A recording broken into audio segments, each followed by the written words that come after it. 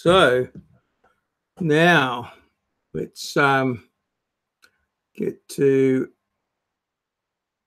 here, and I'll just got to check out my chat now. Oh, hang on, I might have to be someone else to do this. Number one, the Viper versus the Corvette. The Corvette is the American icon. So here we are. Oops. Answer to the screaming V10s and 12s across the Atlantic. That is until 1992, when the first Dodge Viper was produced. Okay.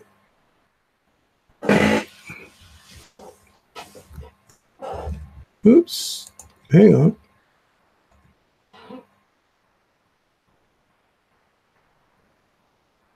All right. No, that's better. Yeah. All right. Are we streaming? No. Yeah. Oh, we're broadcasting through Google. I'm just trying to find it through my get on to. Okay.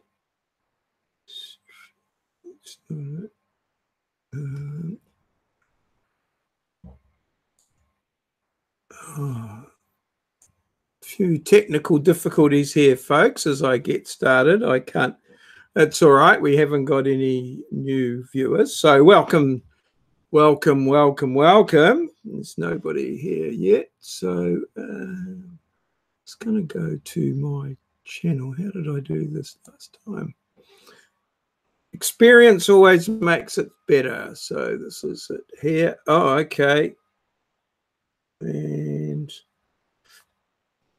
oh, okay. So let's Google on here.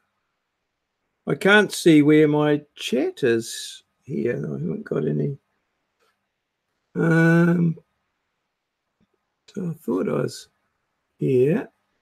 I should be go to my channel and I should be going to my Creator Studio. I'm still trying to find where my chat is for my Hangout on here. So let's just go to live streaming. Okay.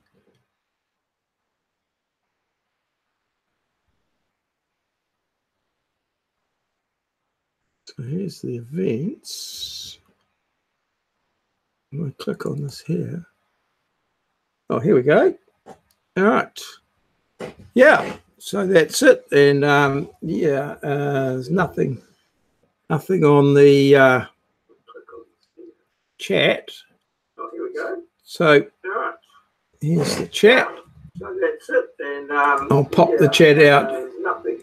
Yeah. Nothing on the chat. So I'll just stick that there. Okay, and it's Maurieo. Hello. Welcome. One watching now, that's me, I think. I'll just turn that off there. Hello, hello. Well, I know what I'm saying, so I don't need to have it repeated back to me, I suppose. So, hello, everybody, and yeah, welcome back to me. Well, welcome back, Steroid Dad at Peak Steroid, firing up at midnight here in Narawahia. I don't know whether it's a good idea to be eating and having a cup of tea online, but I got a little bit carried away with my channel surfing, going through the various channels, and sort of perhaps started a little late, but yeah, I'm hoping to you know, move on through. So that's all very good. So yeah, I wonder if I can yeah, just come to here now, and yeah, I guess I can. There's all my tools there, and yeah, so I could possibly just go to here and go to YouTube, and yeah, just start reviewing my week, as is what I did. So I'm going to put up here on my second screen, as just by way of a prompt, is my my vlogs for the week. So let's see if we can work out which day was which. Now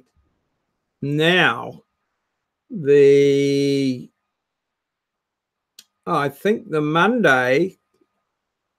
I'll just have a quick look at that. What date is that one? So that's yeah, this is February the 11th. That one was published. So that's must be February the 11th was the Sunday. Yeah, Sunday, was it? February the 11th. I wonder what time. Well, that must have been the Sunday. Yeah, so that's the Sunday. All right. Okay, so let's just have a look there. So on the Sunday, we what's that button down there? There's a little links button down here at the bottom of the page. Oops, that didn't go so well. Okay, so let's restore the chat. Let's pop out the chat. Pop out the chat. Okay, well, there it is there, and pop it into there. Okay, so on the Sunday, what I did was I did a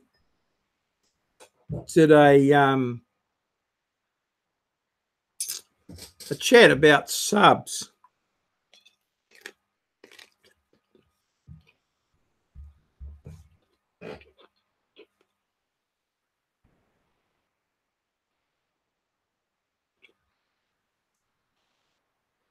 And great controversy on YouTube about subs and their policies. I read a really excellent overview of this on Eric Hebert's channel. And while that was some time ago, I should perhaps read it again. But he sort of pointed out what the story is there. And yeah, I might just put that up on the screen here actually, and just go to here, chat.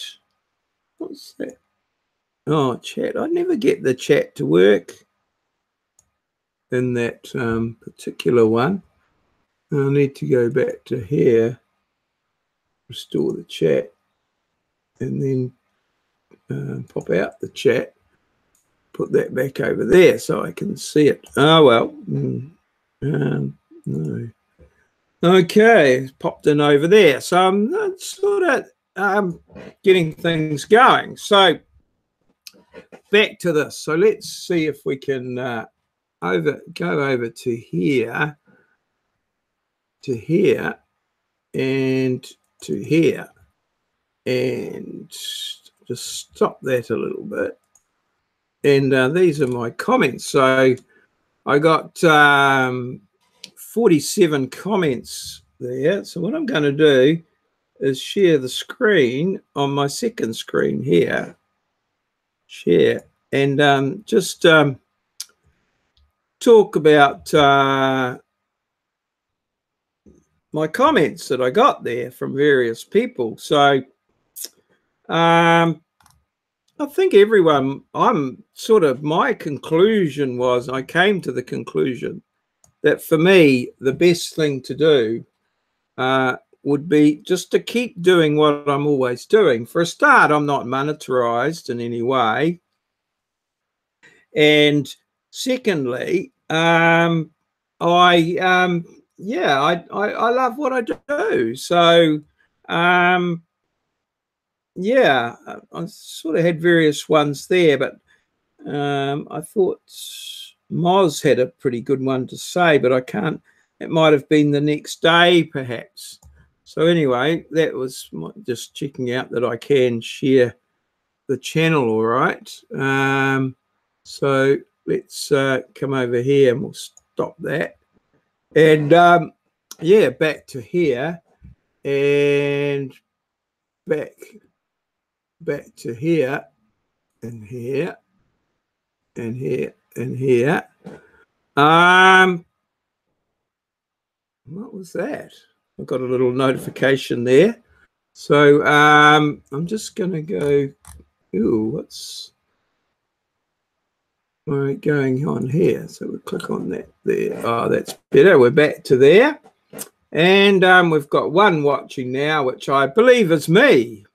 Yes, and I'm participating fully. So it's there. Okay, we're there. Restore the chat. So we're not getting too much on the chat just at the moment, but we'll pop it out anyways, moving it around, pop out the chat, and then I'll bring that over onto my little screen here so we can see what's going on. Okay, and yeah, you'll see that I turn to the left a little bit, and oh, we've got someone joining us, so yeah, be nice to catch up with you. So yeah, just put a comment in the comments there below, and if you've got any questions. So at the moment I'm just working through my vlogs and videos that I've put up this week for Rocket Gaming. Hello, welcome. How's your week been, Rocket? Are you yeah, you know, had a good week? Put up any videos or anything this week? Is everything going sweet for you? Let's hope. Yeah, I'll just maybe just for a moment there, Rocket, I'll just oops. Oh, perhaps yeah, just see if I can catch up with your channel. I have to I'll go to your channel, and I've just got that on my second screen at the moment here, Rocket. And oh, I see that I'm subscribed to you, and you've got 1,122 subscribers, and I take it from the from your name and channel there that you do a bit of gaming. So yeah, well, let's I don't know, let's put your channel up there and see see how it goes. Yeah, I'm doing great. I'm awesome. I've had a really great week. I have been I'm a tutor, and so this week we have the induction week or orientation week for our students. So we've got all these new students coming in full of energy, and we've been providing sort of some fun type activities to introduce them to our campus and our teaching style and things like that. So got some pretty good feedback, and yeah, a lot of energy around this week. Sort of pretty tired, so it's been bloody great. And then Monday we're back in teaching full bore with new classes, you know, revised things and everything like that. So yeah, I'm really looking forward to it. Yeah, energy levels have gone up. Stopped falling asleep at work, which was good. Yeah, I find sitting down at a desk all day, you know, just trying to prepare stuff is yeah, not the easiest, but if I'm up and walking around and talking and interacting with people, day seems to go quick and yeah, full of energy. So that's good. Yeah, I'll put your channel. We've got 3 viewers there now. Oh, I saw the scans up there. So how many months? How many months? Yeah, let's put it up, and I'll see if I can. I'm just new with this, so I'll share the screen there. So there's this is Rocket Gaming's little screen here, and you've got a thing up there, Baby Sky. So now I've lost the I've lost the chat. So I'll just see that there, so we know what's going on. But yeah, try and get my chat back, because otherwise I can't communicate. Oh yeah, here it is. Yeah, April. Oh, is this your first child? Is this your first child? Yeah. I have well, they're adults now. I have 4 children, and yeah, the first one's always special. A daughter. Oh, right. Yeah, I see you've got a daughter there. Awesome. Okay.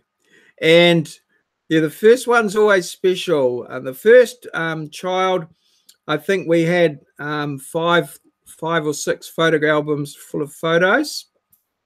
Second child, 1 sort of album.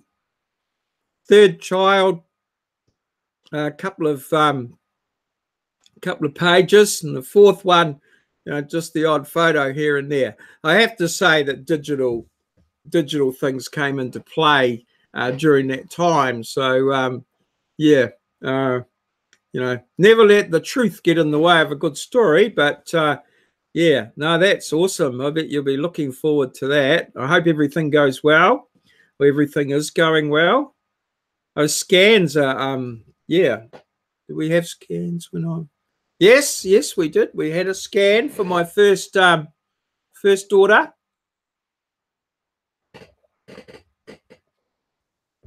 Have you been going along to classes at all? Never can remember whether they're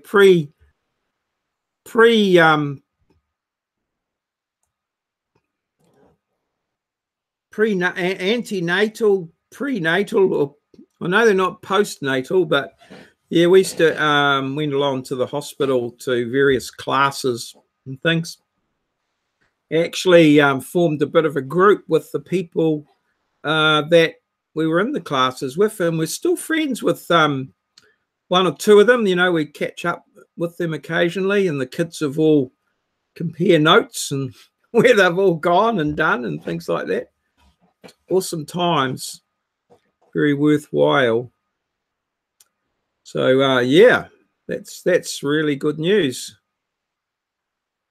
The yeah, screen sharing there, it's but haven't quite got that done in Google Hangouts. It's I used to do my streaming using OBS software, but for some reason I can't get it to work anymore.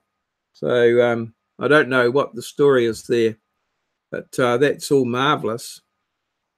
Yeah. Alrighty. So whereabouts are you? If you're going to see today, currently here it's just after midnight on, well, midnight Saturday night, so it's Sunday morning, February the 18th. I'm in New Zealand, so that's where I'm at. But yeah, I have 1 child born in April. Born on April the 1st, actually. I think that's the only birthday of the child, the kids that I actually remember. Obvious reasons. But yes, born on April the 1st.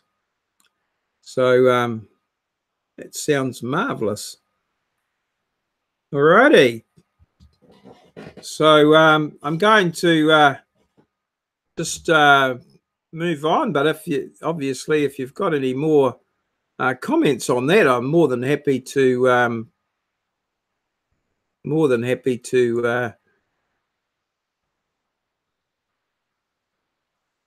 catch up with you on those.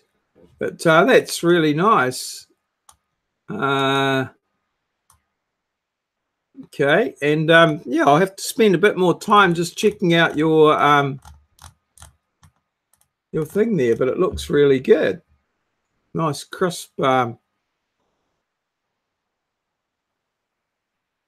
crisp there, and 18,000 views. So awesome stuff there, Rocket Gaming. Thanks for your comments and things.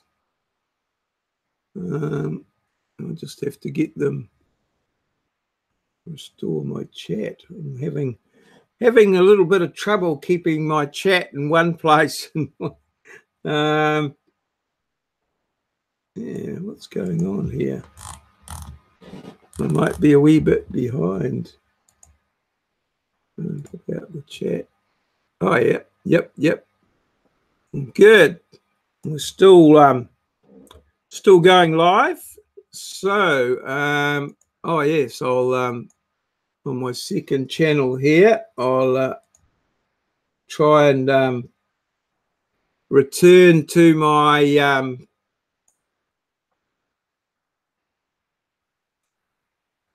return to where I was at. So this is right. So what I'll do there is go back to my channel and try and organize myself once again. So what was happening is yeah. So on the Sunday, as I said, I started looking at the subs and the losing of subs, and got some great feedback from people and some good comments and stuff like that. So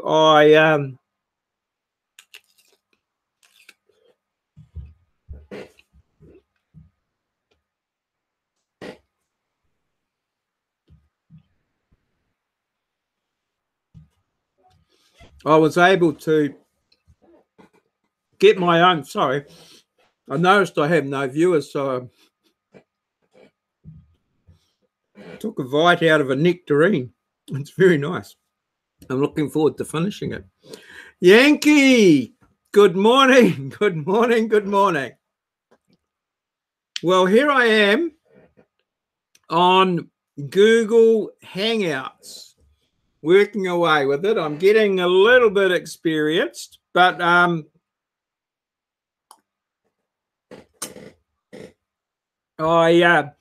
using the quick one on the streaming there, and I'm just wondering how we're going to. It's great to see. Well, it's great to see your writing. I'm wondering how we're going to, with the interview thing. I had an image of the screen split in two, and you on one side and me on the other. Or alternatively, we would somehow flick from screen to screen and that would go live. But I've done a little bit of experimenting with the Google Hangouts, and I'm on a laptop or a PC, and I know that you are on a phone. Well, on a cell phone, I thought. So I was wondering, how you propose to do that, because I've seen some little bits of software around where you can get the I could record the video at my end, and then you could record the video at your end, and then we could edit the video together to make a video, a collaboration sort of interview situation. But so that's sort of the things that I had in the back of my mind, and I was so that's why I've what I've been doing with Hangouts, and I'm just was hoping to catch up with you so that we could see what was going on and how it's how that would all work. So yeah, that's where I'm at. So I hope haven't been I'm keen as to do it. I'm just looking at the photo. Have I got my t-shirt on? No, I haven't got it on inside out. That's right. So I'm keen as to get into it, but I want to get it, get it sort of pretty good.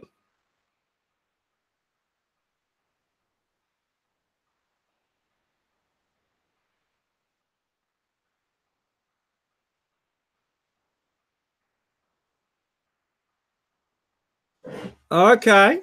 So as long as we're both using the Hangouts app, we'll be able to call each other on a phone call. So on a phone call rather than setting up like an event. So I've set this up on Google Hangouts now because I can't get the OBS software to work actually, but this Google Hangouts quick one seems to work pretty well. And they'll be able to see both of us on screen. Is that is one like a little, or does it one like a little person or down in the corner, or are we both the same size, or does it swip around? Okay, but yeah, oh well, if so,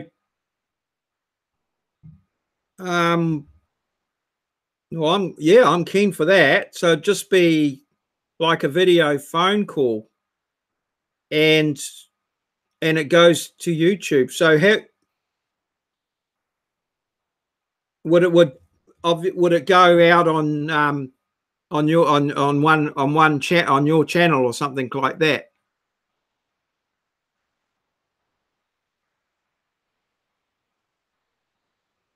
Oh, okay. Oh, right. Okay.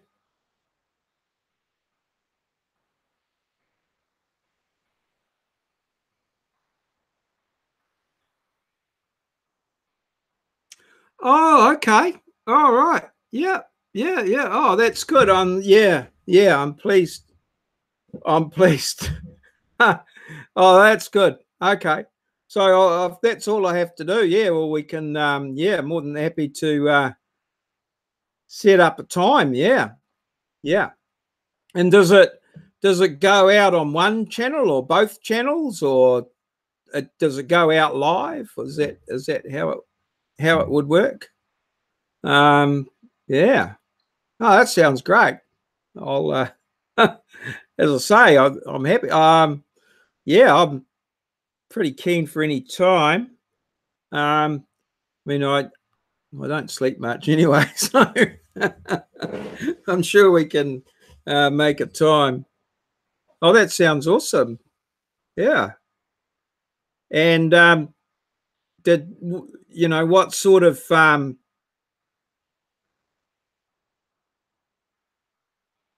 okay. All righty. Yeah, well, that sounds, and what sort of I know that we could find millions of things to talk about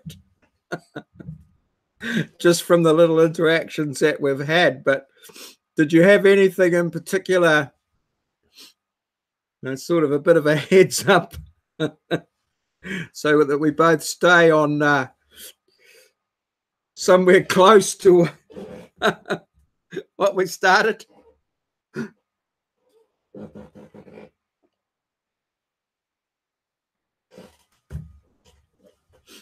I see you get pretty good numbers on your live stream. I'm not sure. I think it was your live stream I saw the other day when I was at work, and I was tempted to join in, but the boss we hot desk at work, and the boss was actually sitting next to me, so I thought, oh, I might just let that one go.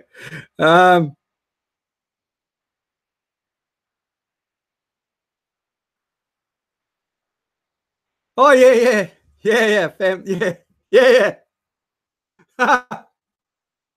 Oh, we've done pretty good so far, although still finding the boundaries.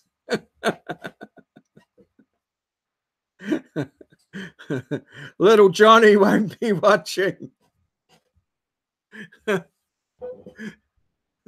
There's quite a few the little Johnny jokes around. I saw one.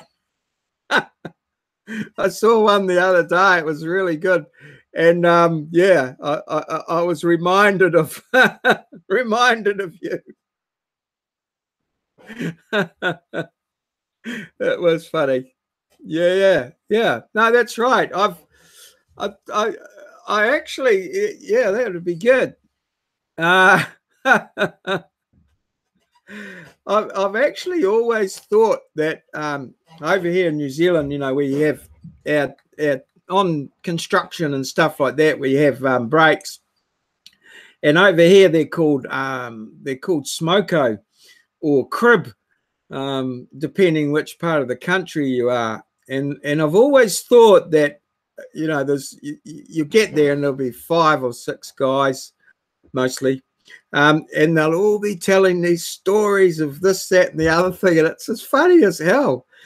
We have it at Wintec as well, usually, and usually a lot of the trade guys get in there, and you'll start on some guy talking about his boat or something, and it'll end up about somebody, you know, talking about his wife's sister-in-law's trip to the Bahamas or something. It just goes from one thing to the other, and by you try and keep track of it, it's like bloody hilarious. I often thought it'd be great TV program, just, you know, go around to a construction site and just sit down and join in the conversation.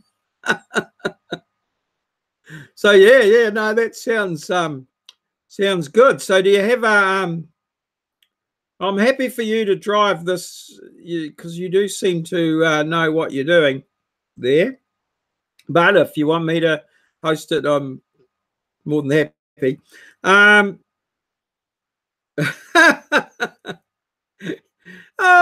Yeah, maybe adult plus. No, it's not. It's usually, yeah. There's a few times that the guys have a bit of a look around to see who's listening. Put it that way, which you can't do on the internet.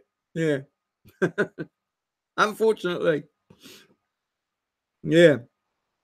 So if you want to, yeah, happy. That sounds great. I feel a lot happier now that, yeah, now that I've watched that. I'm just trying to see. Oh, I've got just got a notification from Rosalind, and it's covered up my stuff there. Okay, right. Yeah, I can. Well, if it's just a YouTube thing, yeah, I think I can get it sorted. We can see. As I say, my bandwidth is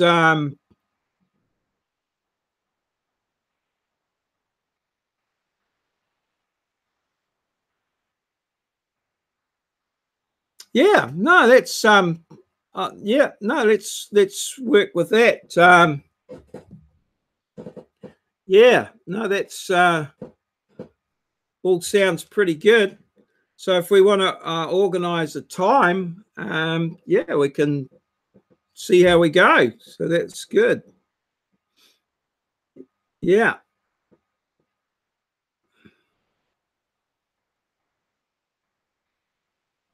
Yeah. I'm doing this one on Hangouts now. That's the quick option.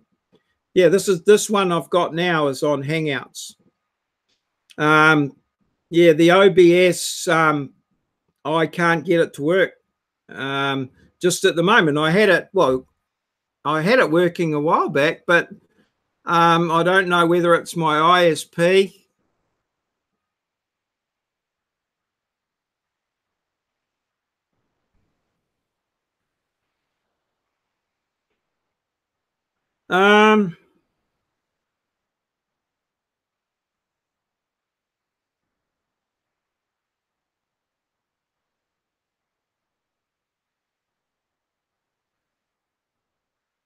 Okay. So, I mean, at the moment, I've got Hangouts here now. And I've gone live. But I noticed that it's going through YouTube. So the chat on the Hangouts isn't working. Okay. So how do you send out that link?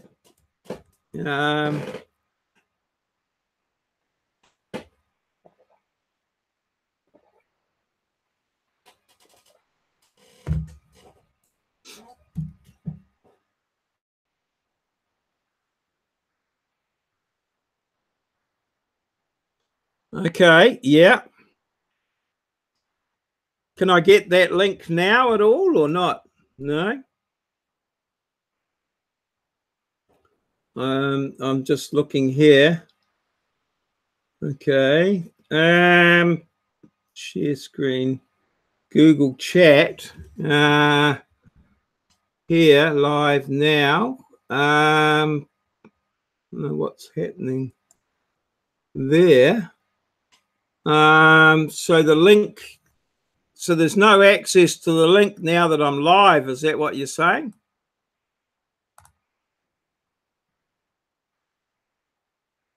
Oh, okay. I don't see the link anywhere now.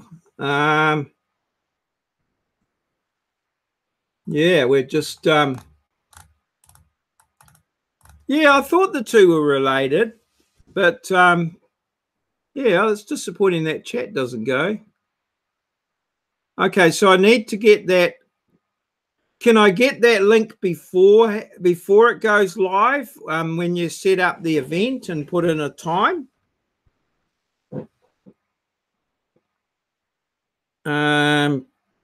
Because those events come up on YouTube. Okay.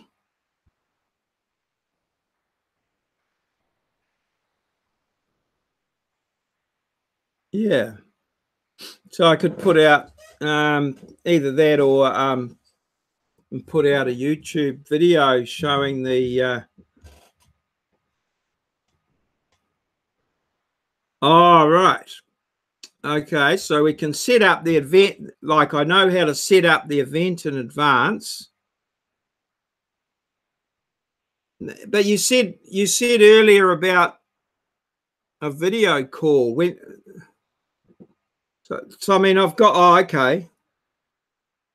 So say, for instance, if I had this link now, would I be able to send it to you and you would be able to join the Hangout? Is that what you're saying?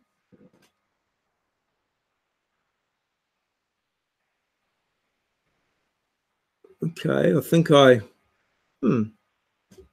right. Yeah, that sounds good.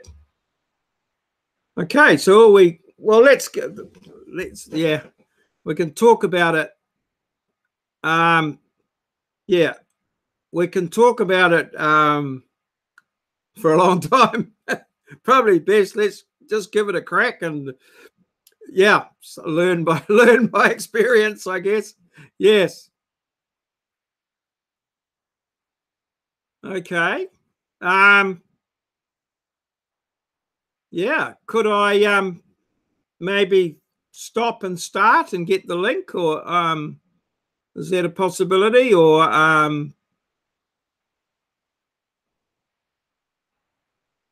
we'll organize a time? So that would be a good experiment. Okay, I don't know.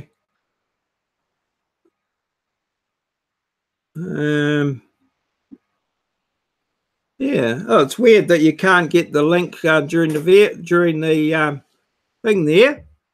But that's great. We've got a third viewer there, so yeah, feel free to drop in at any time. We're just sorting out a few details about something that we are hoping to pull off in the future.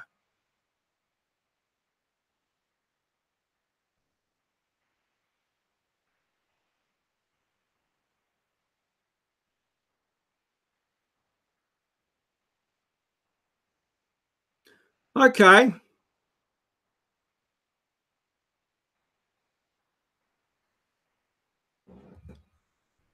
Okay. Well, I'm probably gonna I don't know how long. I'll probably go here.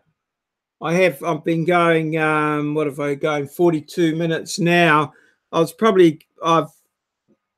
have gone up for a couple of hours, but I'll just see how it goes. So when would be a good time for me to try and catch you, Yankee? Or, whenever I'm sort of now that I'm all fired up, I'm available for the next 15 hours probably. Let me see, 12. Yeah, the next 12 hours anyway, at any time. So yeah, if you want to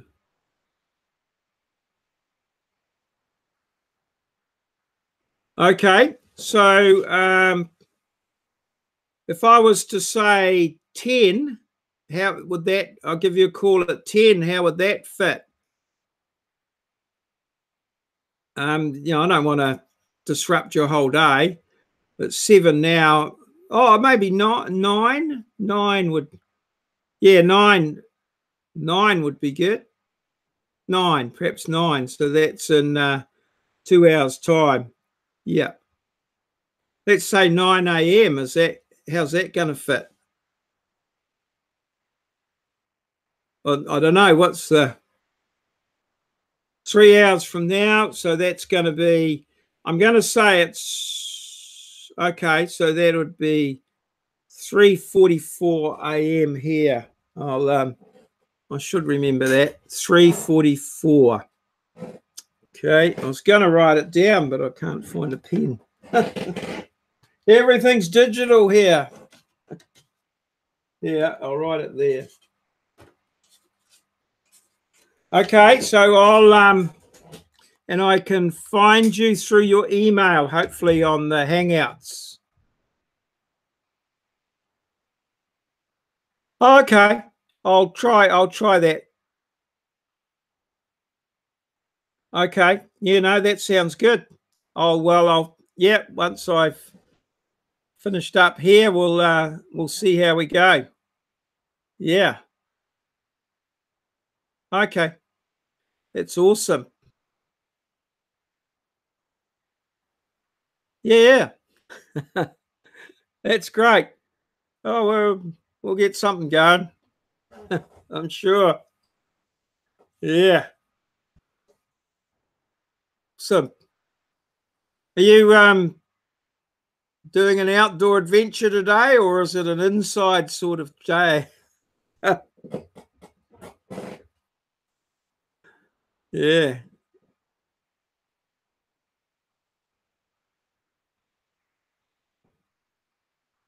Okay. Yeah. I see what you mean. Yeah. No. Well, if you want to, obviously, 7 a.m. I imagine lights coming up. So, yeah, I'm sure if you've got things to do, and I'll work away here for a time. So that's good. I'll catch you then, and around about 3, if not before. So yeah, that'll be good. Awesome stuff. Yeah, the lag is always a bit interesting. So we've got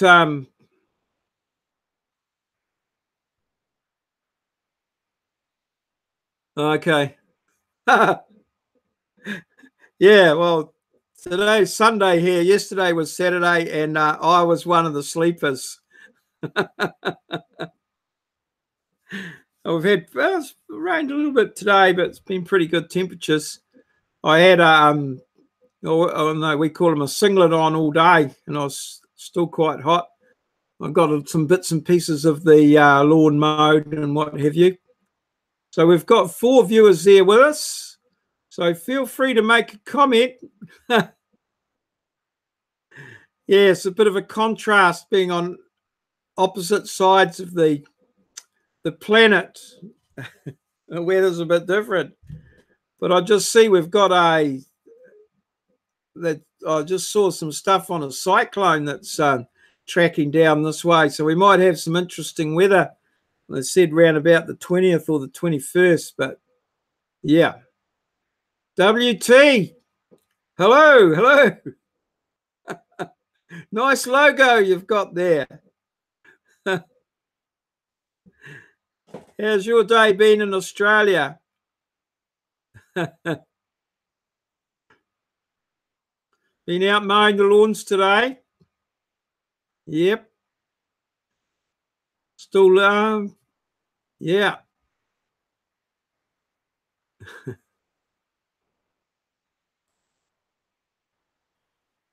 Yeah, Yankee might be able to, he knows all about YouTube. Might be able to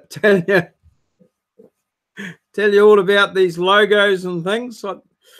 I investigated the brand account thing when I was setting up Where, What, Who, and I thought I might be able to just have one channel and different aspects to it, but yeah, now I've got the two channels, and I find it very confusing. Sometimes I'm commenting as one on the other, and it's forever changing channels, and because of the times it takes to upload stuff, which seems to have increased, it takes me like a 10-minute video. The 10-minute vlogs take about an hour to an hour and a half to upload, and so while I'm uploading I can't be Where, What, Who on the other channel. I suppose I could open up another laptop, I'm not sure. So it gets very very confusing, but yeah, always a bit of fun, the old YouTube. So yeah, last week my best video that I did was the one about the subscriptions and apparent changes to policies and things like that. I think in the end, Moz summed it up pretty well. It is that yeah, I know, but it means I've got to get it out of the bag. And yeah, sometimes the bandwidth's a bit limited.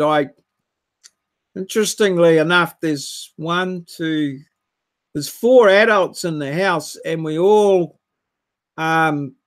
use the internet. The other three are all musicians, and they're either doing all sorts of things. But I'm right by the modem, and I have hardwired my laptop to the modem. Well, I've got an Ethernet cable. So when I upload, everybody else gets nothing. Or so they tell me. So yeah, so my other laptop would be on Wi-Fi. So I'm not, yeah, I've tried it a couple of times, a bit slow, but yeah, possibly. But then I'd be working 4 screens, 3 screens. Yeah. Yeah. The best I've had is I've had up to 6 screens. The laptop with a dual screen, the other laptop with a dual screen, my data recorder for my survey gear was coming in, and my phone, which I count as a screen as well, all hooked up. So it's yeah, a bit interesting.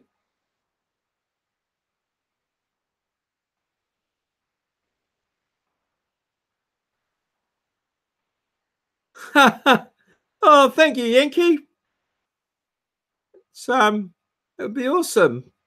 But yeah, no, thank you. That's great. Yeah, but I'll catch you again. Yeah, I usually go for, well, I'll sort of, I'll probably go for another hour if I can, but I'll just see how it goes. Yeah, if there's people here, I just keep talking. Otherwise, not. Yeah, yeah. Oh, okay. Oh, cheers. Thank you very much. I appreciate that. I hope I didn't get you up. You said 7 a.m. Yeah. Oh, okay. So that's marvelous. Thank you very much. So, yeah, continuing on about the subs, I've decided that I've been through quite a few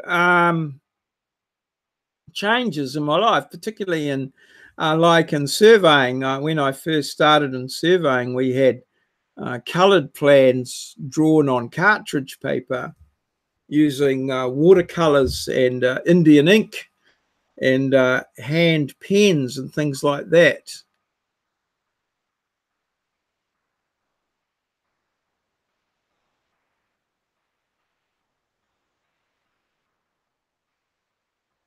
Oh, we've got a call organised. WT, we've got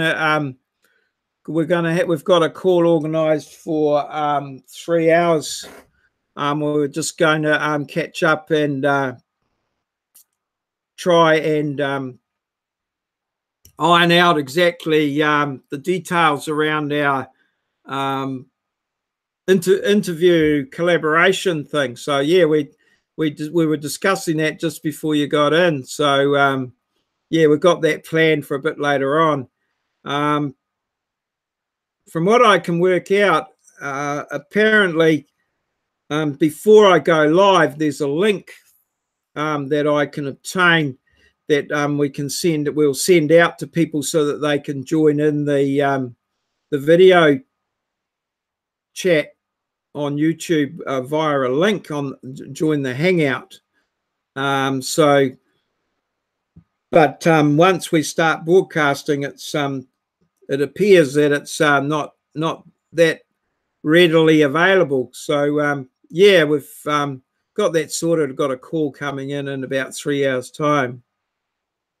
Yeah, I think so. Yeah. Yeah. No, we have been. We've had a bit of email communication as well. So it's just I've just been trying to familiarise myself with the Hangouts and just how it all works, so that we can get a reasonable product out to the people. Yeah, we went through it earlier in the chat. Yankee seems to have a handle on it, so I'm going to give it a crack based on his, and he's going to be there as the expert, I hope. Yeah.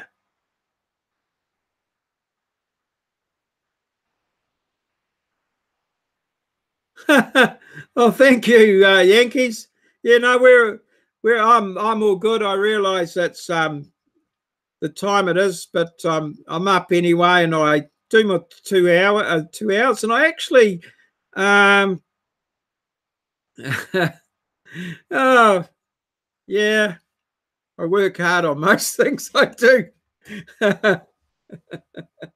Sometimes, so people tell me that sometimes I perhaps do more than I should, but no, that's just how I'm built. I like to try and continuously improve them and move them forward, and yeah, so no, I enjoy it. It's I enjoy the learning new things. The lifelong learning, as I found out, is the name for it that we're using at the moment. So if you look at when I get it up, when the stream, now there's another problem that I'm having. is that, and I don't think there is a solution. Well, there is a solution to it, but I don't think I really want to do that. And that's when you use Google Hangouts, it uses as the thumbnail for that the logo, the channel art logo, and you can't change the thumbnail in the events to something that's related. So, well, you can change it, but the only way that I've seen of changing it is to change the channel art and then create the event. And then I don't know then what happens if you change the channel art back to what it was, because I mean, I've kept my channel art, you know, quite regularly. So that's a bit interesting.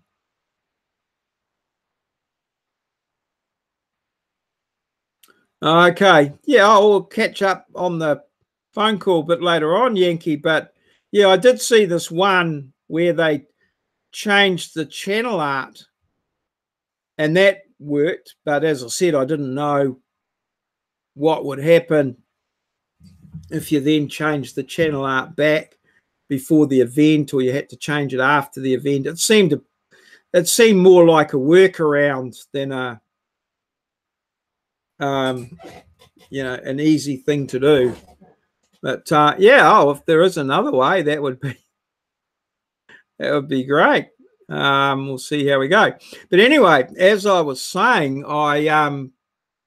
well, I might be able to, seeing that we're in Google Hangouts here, I might be able to show what I actually did. I did a bit of work today on my thumbnail, and I was able to draw up the STEROID DAD. Here, is this it here? Hang on. I think it's that one. That one there. Oh, that's it. No, that's not it. Oh, yeah, there. Oh, no, that's not the one I wanted. What I was going to show is the on my vlog today, I worked out a couple of things, how to using Photoshop. So here it is here. I'm just getting it up. Yep. Okay, so let's put that up full screen. So come back here, and I think I can now share my, oh no, that's not what I want. Here we go. Share my screen. So I'll just share that. And that's, I managed to, one is to fade STEROID DAD into the background so he looks like he's loading, and also put that little red outline around them as well. So I learned how to do that on STEROID on thing today. So every day I practice stuff and yeah, learn new things. So yeah, it's that's sort of the reason why I do things, is I sort of add to my body of knowledge every day.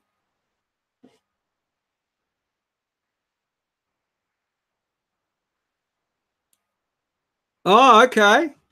Oh, well, you just go up into the top right-hand corner of the Hangout, and there's a little green square with a white arrow in it that comes. If you just go right up into the top left,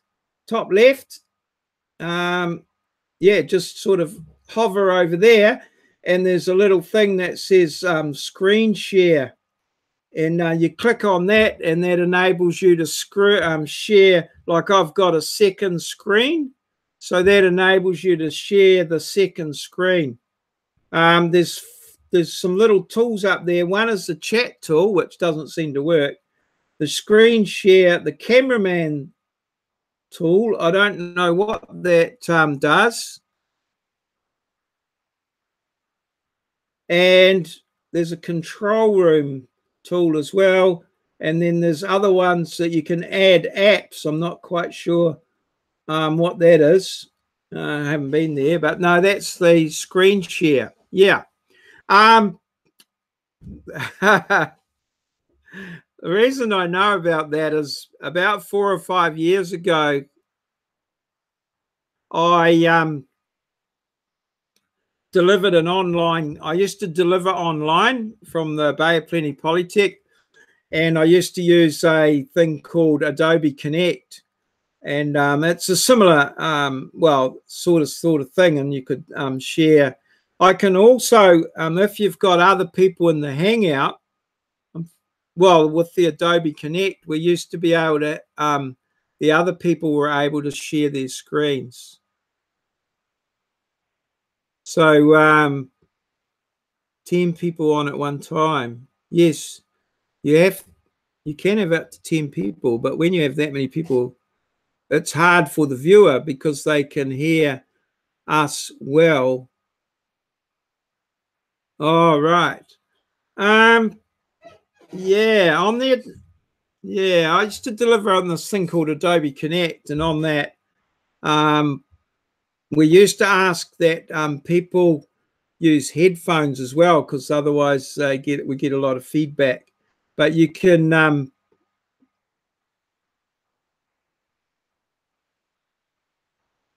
okay.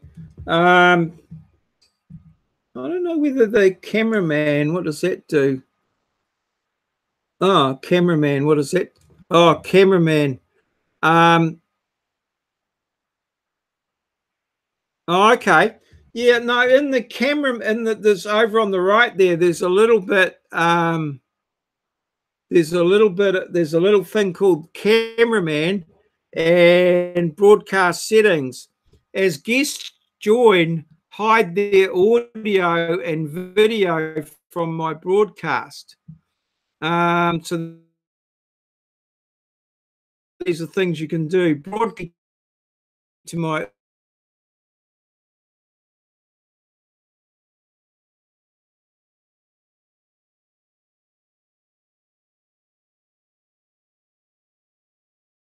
audience. It's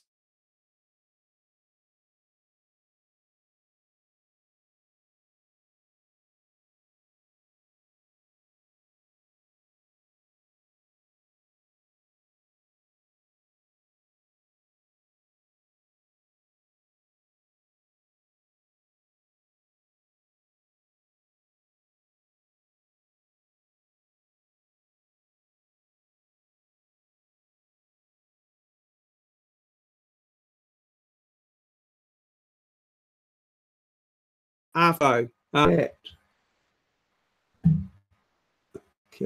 pop out.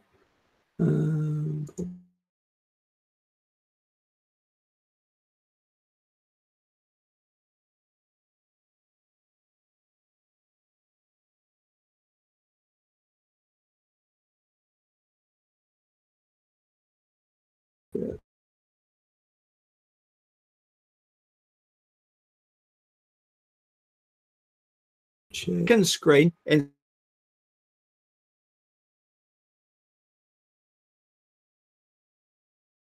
so I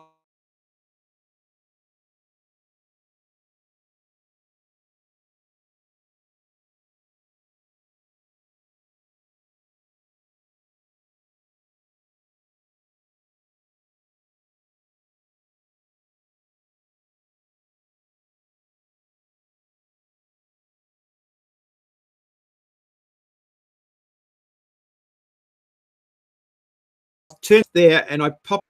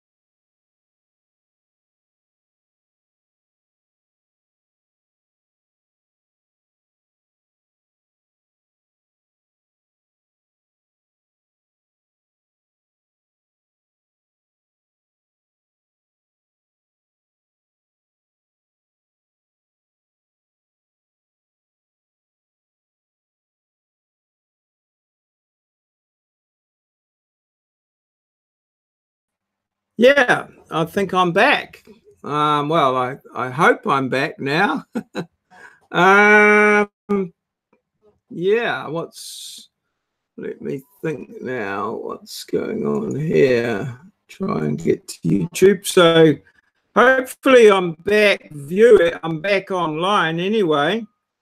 And yeah, I'll just try and go here and I'll try and see what's happening with my chat. So that's all good there. Yeah. Pop out the chat. No, I'm streaming with my PC.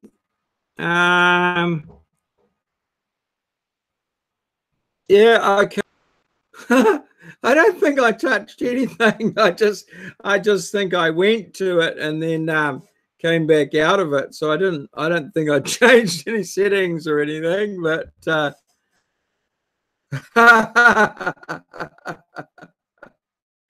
oh yeah. Yeah, you've got to try from time to time. Just too many buttons and too many things to push. Yeah, we're back again. So yeah. Oh well. We all learned something. Now, I'm streaming with I have used my phone, but I prefer to see as it gives me the ability to get more things wrong. Yeah. But yeah. No, you're right though. Just when if it ain't broken, don't try to fix it. Yeah, this screen and that can be quite helpful.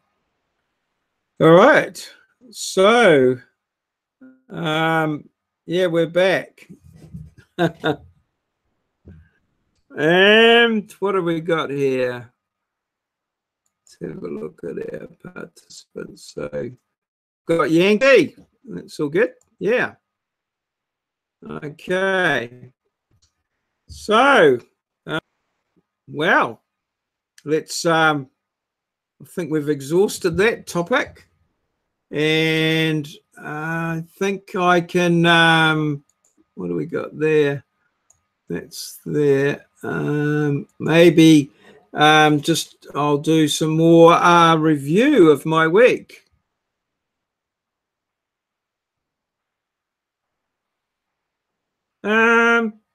No, the webcam's Logitech 920C, I think. I'm pretty sure that's, well, yeah, no, that's the one there. It's probably the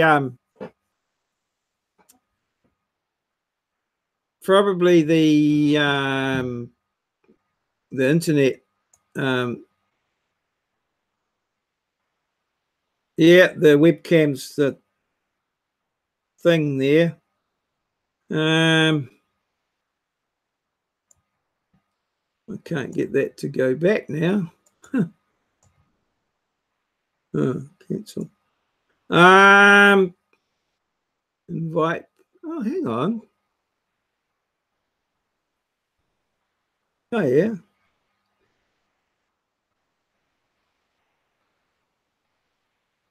Okay. I have got the link here. I've just found the link at the top here.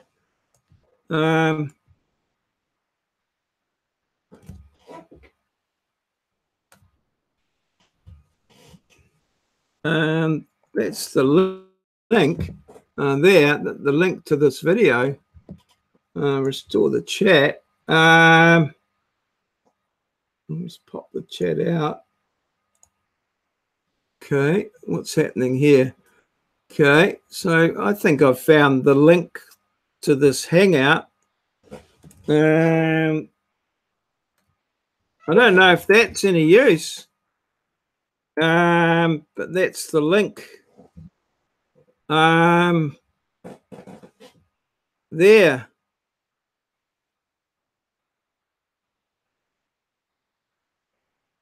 Okay. I'm not using OBS. I'm still using Google Hangouts for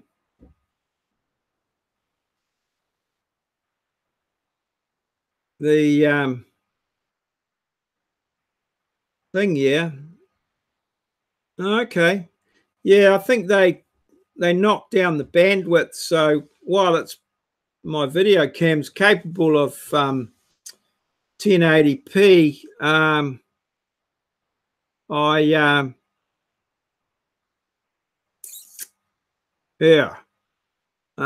think it cuts it down.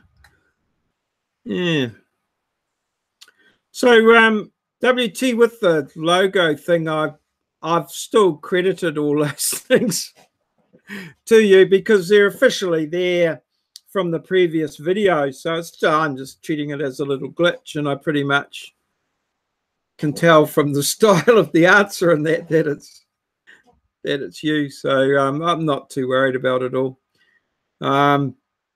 Yeah. So that I've just carried on. I mean, if you want it any different, just let me know. But as far as I'm concerned, you've been a tremendous supporter and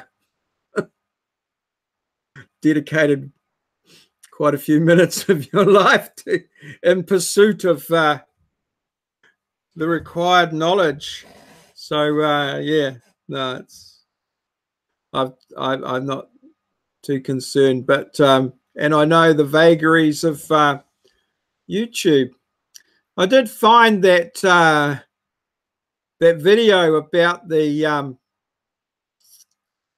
balloon trip over Hamilton, and yeah, I followed it along. I sort of knew where they were most of the time, actually, and I was thinking that they might actually go over where I work, but no, that didn't happen. So yeah, but no, it was very interesting. Yeah, it'd be pretty awesome. I've only ever watched the balloons up in the air, sort of driving around and things like that, but they have various little events and things around the time at the town, and the kids have gone to them from time to time, and they're quite spectacular. A lot of people take their families.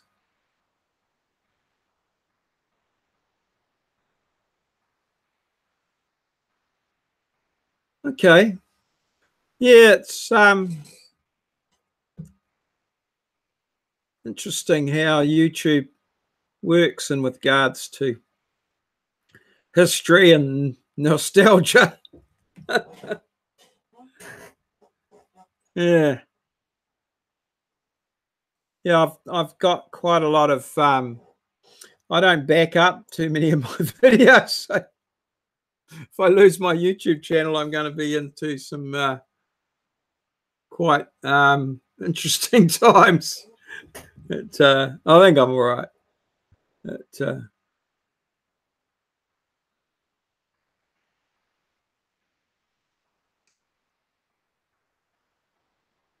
yeah, you know, it is. I'll tell you what I thought was really good was the I think you went there, was that website for Erewhon Station, and some of those pictures with the horses and the Southern Alps and all of that. Yeah, pretty spectacular.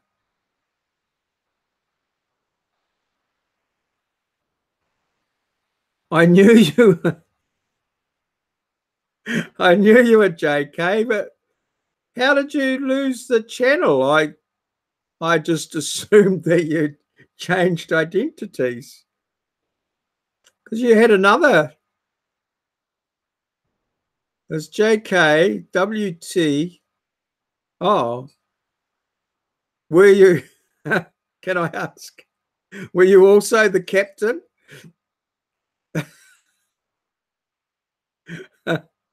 I don't know. It's funny. Yes, I sort of.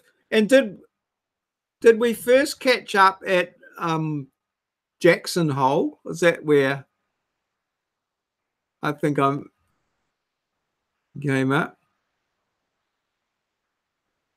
Oh, okay.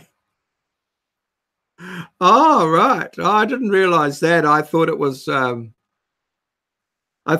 strategy or some sort of strategic thing. I wasn't sure. Okay. Yeah. I thought that was a yeah, Joe King. I'd encountered that name with one of my students. Had used that name. I was part of the captain. Oh, okay. All right.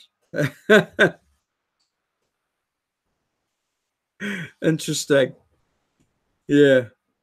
Oh well, as long as you're having fun, it's not thing. I think yeah. Yeah. Sometimes it can get taken a bit too seriously. But yeah, I try to be even and sensible. Oh, that's right. Yeah, yeah. That I did the live stream. Yeah, and that worked well. And then I sort of realized that it probably wasn't the ethical thing to do, is to live stream someone else's live stream. But I went there the other day actually and had a spend a little bit of time there. It's quite good fun. Yeah. It's amazing that they have. I think they had 100 people watching, and okay, I bet you were. Yeah, that was a good good channel. That. Oh, have you tried to get it back again? Yeah. We yeah. I don't know what happened. It yeah, I think just our internet it spikes from time to time, and someone or perhaps someone else in the house might have wanted a bit of bandwidth or something. It spikes from time to time, and then we turn the modem on and off, and it comes back in. It's I don't know, and I reckon that it gets worse when it rains, but the technician guys think I'm nuts. But yeah.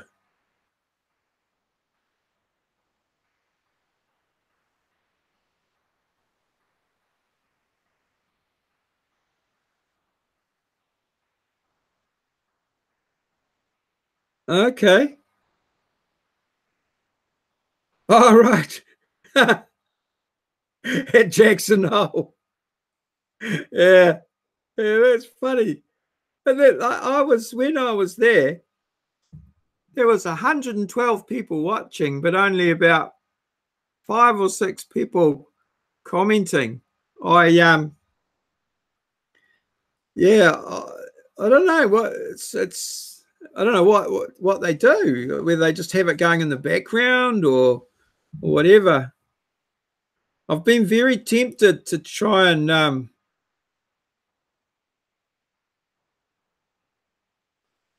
yeah, I reckon it does too. I reckon it's like at the plinths or the boxes outside the house, and that they get water in them or moisture in them, and it affects the connections with the copper and that. But I don't know, they look at me funny when I sort of suggest things like that. Although I did see them out there bailing one out the other day, a while back. Yeah.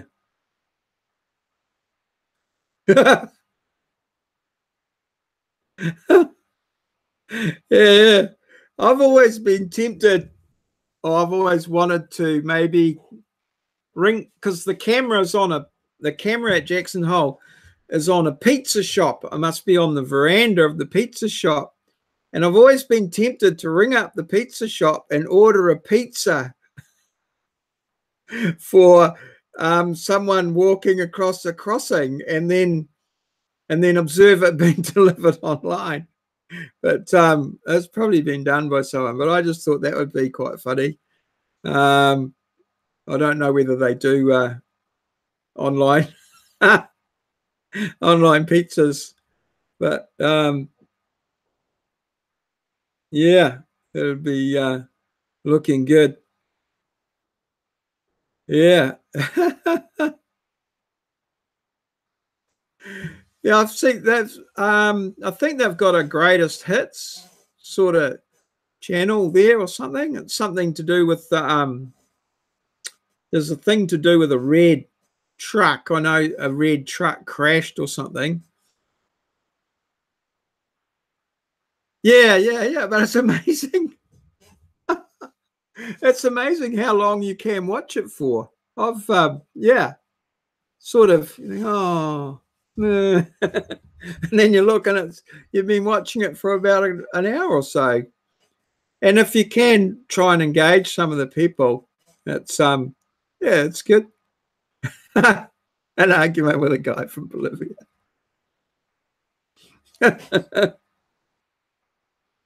What was the argument about?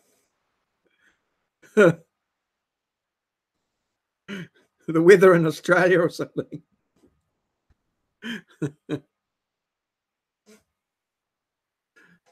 Oh, hey, Wet Pigeon Outdoors.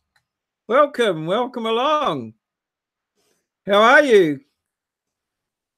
Got something big planned for the day? You're one of now you've been on Yankees what's he call it? Meet and greet. I think I saw you on there fairly recently.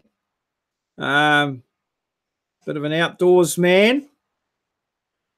So have you got any new videos coming up soon or big adventures planned? That'd be the sort of thing.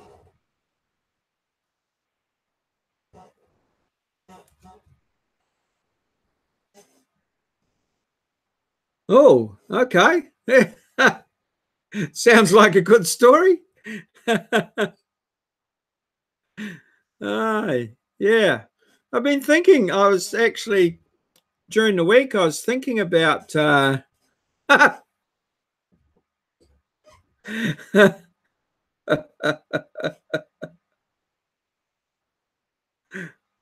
okay. Sounds like a bit of fun. I was thinking about the whole outdoors thing, and I've always, as a surveyor, I've always worked outdoors, but I've never been a big, never, spent a lot of recreational time outdoors. I've been to some reasonably interesting places, a few tricky situations, but I've just done one or two little what you might call outdoor adventures. Pony bed. Oh dear. A pony bed. Right. That would be quite a strange bed. Is that My Little Ponies or a bed shaped like a pony? Yeah, I haven't been. I'm not a big. I'm not too mobile at the moment, but well, not too mobile. Yeah. But I have had I did a tramp once up in the Tararua Ranges out of Wellington. We went in for a week or so. We call it tramping. I think you guys call it hiking. And then we had a weekend adventure down at Pirapiro Flats, which is in the I've forgotten the range now. Our rugby team went down there for a weekend, but we had an outdoor adventure, but not mostly staying around the campsite. Yeah. So as I say, I spent a lot of my time outdoors. Yeah, we call it tramping, tramping. Well, some do. And I spent a lot of time in the outdoors and in some, you know, quite isolated sort of spots at different times. Usually we drive in with 4-wheel drive or something like that, and then do our work stuff on the bush line and things like that. So yeah, I've had some outdoor adventures, but I've been paid for them, which is really good. I've got a few mates and things that do deer hunting, and they hunt. Few of them hunt tar, which is like a type of mountain goat down here. So it's some quite good trophies and things in the hunting down here, and some quite good tramps, you know, quite significant trails that people book and go on, and some of them are organized and things like that. So I've got the guys from work who are a lot, maybe 20 years younger than me. They're going down to the central North Island, and they're going to do a Tongariro crossing, which is a fairly popular one.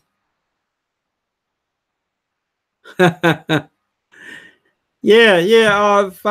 I'm working on a few of them, but the thing is, I can't go very far.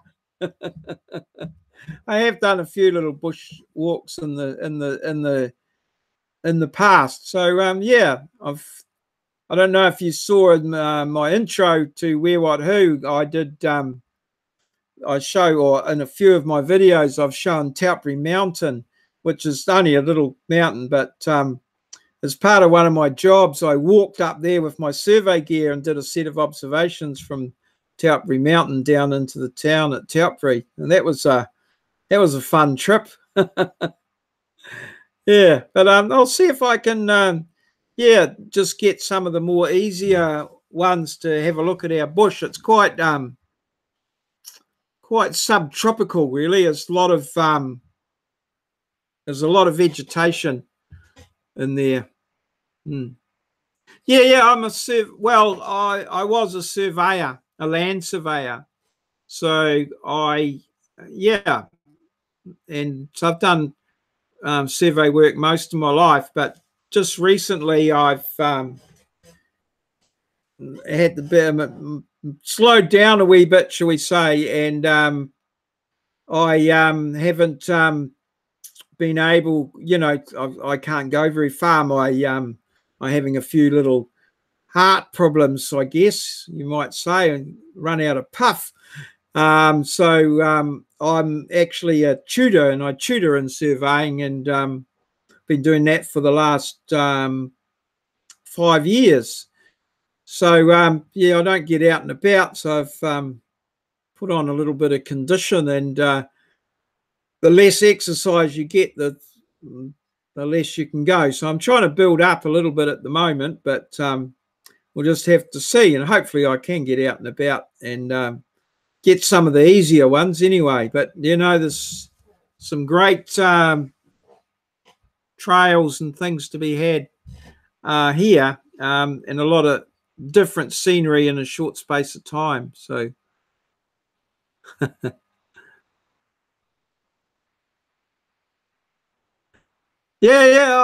you quite often take the camera, but yeah, I used to do a lot of walking in that job, but yeah, now I do a lot of standing still. Yeah, as I say, as time permits, a little bit of yeah, just the easier ones. But yeah, this just where we are here in Narawai here, the Hakramata Range would probably be the first bit of native bush that you would see travelling south of Auckland.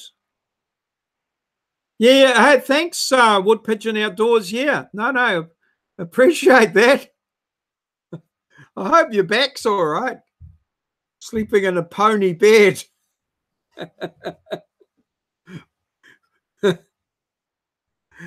Yeah, might might be a bit tough. But yeah, thanks very much for dropping along, and yeah, love your channel. Keep it going. Yeah, awesome. Yeah, yeah. Alrighty. So yeah. Well, you can come on down, Yankees. I'm sure we can find somewhere for you to stay. As I was saying, just right next to where I live here in Narawaya is the Hakramata Range, which is fairly, it's not a big range where people go hunting and shooting. It's mostly just for walking. So at one end, or down here in Narawaya, it's suddenly become very popular. They have this, there's a trick station up the top, and they walk up these steps. I don't know how, I can't remember how many steps there are. Something like 2,000 steps. And I think one of the guys from work, I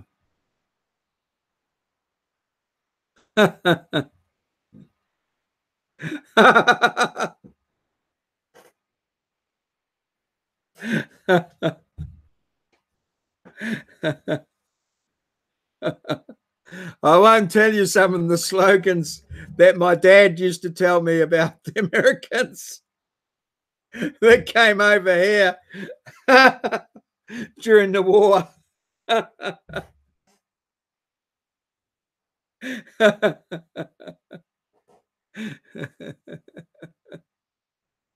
And Australia too. My father-in-law, they had a lot of Americans there.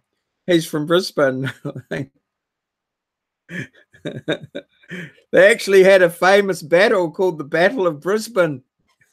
It was between the Australians and the Americans. Can be a bit interesting when you get some of those old guys talking. Actually, where I was born in Tite Bay was an American Army base during the Second World War, where they came over. They came over to do their training at. Well, there was one there. I think there was something at Tite Bay, but there was definitely one at Paikokariki. And so, yeah, I think, I'm not sure, but I think we used to have a hall or a picture theatre, and I think that might have been an old American, dating back to that time, and then it was just repurposed as a picture theatre. Well, it was just a hall, and they showed pictures in it. No, I think the base is, yeah, I think the base is well gone. It's just, when people are talking about the history of the place, there's various references to it in terms of, the old hall. I'm a bit fuzzy on the hall. I think it's just been pulled down now. I think it was due for demolition because it was just beyond restoring. But yeah, there's just various references to it at different times. Yeah, no, these are generally, yeah, there's a bit of history around them that I haven't been there. It was only from when I was 0 to 20, but no, they're not sort of abandoned. No, there's all sorts of little bits and pieces. There used to be an old gun emplacement at the beach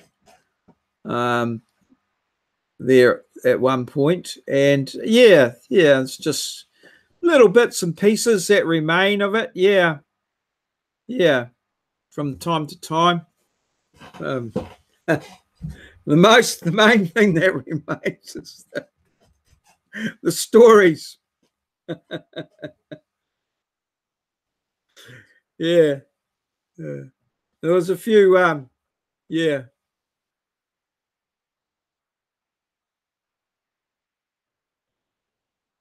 Yeah. Oh, yeah, we actually, there's a local historian guy about, how long ago it was, 2000, maybe 4 or 5 years ago. We had actually a reunion for the village. Sort of everyone came back, and they had a historian there who sort of pointed out all the different things around the place and was really in the know. But yeah, no, there's a lot of that sort of history around. Yeah, yeah. It's you've got abandoned New Zealand there that goes and visits a few things around here. I watch his channel. I think you do, Yankee. I think you're subscribed there to the dude behind the camera and abandoned New Zealand. And he's goes a couple of the buildings that he's gone to recently. I know where they are. One of them I've went to while it was working, actually, the old Carbo place. Oh, yeah, the Carbo there, and I actually went there. Well, I was working in that area when it was operating, and I actually went there on a visit one day to take a guy from our national national film unit there to observe it when it was working. It was a interesting place. It was like Victorian London, like Oliver Twist, with all these guys with overalls and black faces peering out of brick holes and, and windows and things. It was awesome. Yeah. Yeah, it's all abandoned now. And it's quite a few coal mine stuff around as well. And so over in the Coromandel, some gold mining stuff as well. There's a lot of it around here. That's amazing how it all gets chewed up. But yeah, a lot of stuff. And yeah, they're all sealed, and it's pretty hard to well, bit dangerous to get into them. But some of the bathhouses and the screens, and sometimes they open up. A lot of the old coal seams were quite shallow, and so now they're mining, just taking the top off them and mining them open cast. So they've got some of the old drives and things in them, and they find various artifacts like lots of old pit props and a lot of old bottles and things, because the miners used to take down their tea in an old bottle. Sometimes they'd put a sock around it to keep it warm. And yeah, there's all sorts of little bits and pieces down there that they find from time to time, old bits of china and anything the miners took to work. Yeah, it's about, it's a time thing and getting in there. But yeah, no, it's always plenty to do.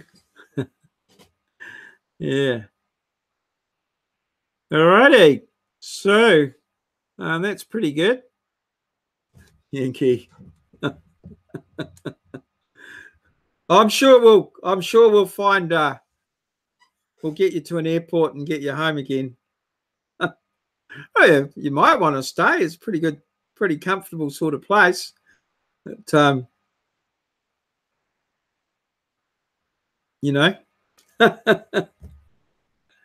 I have been to the States once, just recently. I hear you say you're in Ohio. My son is actually in Ohio. He's been there. Well, he was originally in Boulder. He went to university in Boulder, and he's now in Ohio, in Cincinnati. So I imagine that's the other end of the state to where you are. So last year we went over and watched. Last year we went over for his wedding, which was in Boulder, and but he flew into Boulder for the wedding, and then they're living in Ohio, and so I haven't been to Ohio, and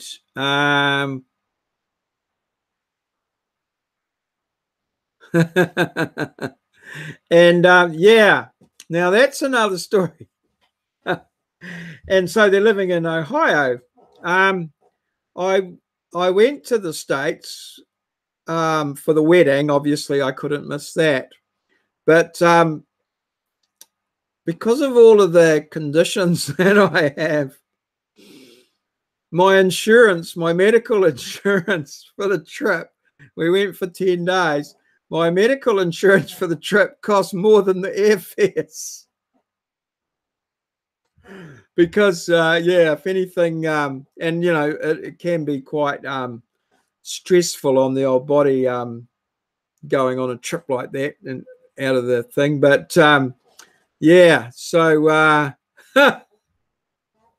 my wife can pop over there relatively cheaply. They've got my son, and we've got a young grandson who's just over a year old. So my wife's keen to go over there, but I have to save up a little bit and have a really good thing. So I am hopeful that I will get over there again, because I did enjoy the thing. Yeah. I plan to be immortal, but it's so far so good.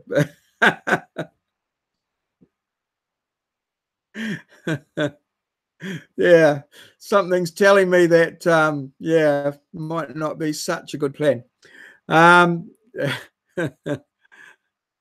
Yeah. Oh, that'll be interesting. I just love the experience of just something a wee bit different. Yeah. Do you fly fish, or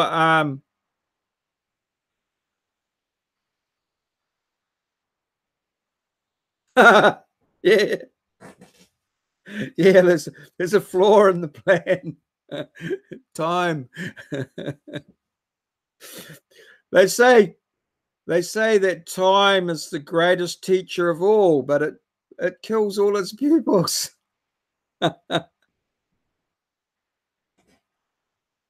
Oh, okay. All right. Yeah, I've earlier on I did before I had kids. Yeah, I did a wee bit of fishing, mostly just surf casting and stuff like that from the shore. I'm not a great boat person.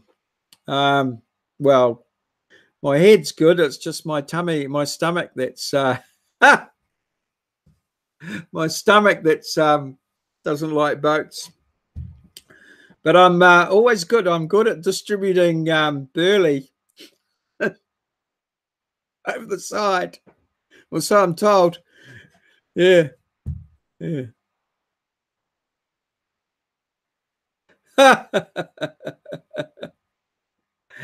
no, it sounds like a plan. Yeah, I don't, as I say, I haven't, there's no plans in the foreseeable future at this point to be heading over to Ohio. I'm hoping that my son is in a bit of a yeah. It's when they stop to fish that the problems start. Yeah, my son is has just got married to his partner, and he had a study visa for 5 years, and then when he stopped studying, and he's okay, he's got his, well, I guess I don't know what it's called, but some sort of residency visa, but so he's legal to stay in the States, but he's a wee bit concerned that if he sort of came over to New Zealand, they wouldn't let him back in. So he's waiting until he gets all his visas and stuff sorted out, which apparently can take anything up to a couple of years.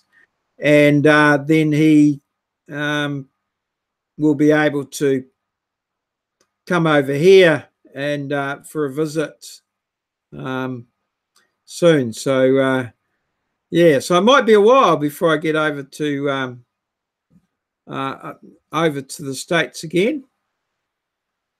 Yeah, no, he was just playing it safe. Yeah, so yeah, he's got you know, wife and young boy over there, so he doesn't want to, you know, it'd be pretty horrific sort of thing for a family if yeah, couldn't get back into the country.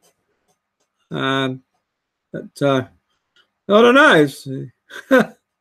It's interesting when you've got a bit of skin in the game, and then you know, you watch a lot of the political stuff around immigration and that in the States, and you know, it seems it's yeah, it's hard to sometimes join the two together.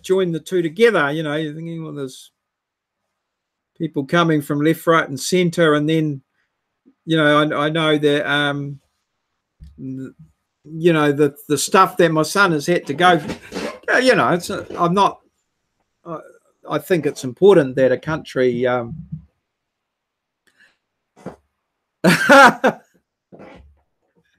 yes, yes, yes, yeah.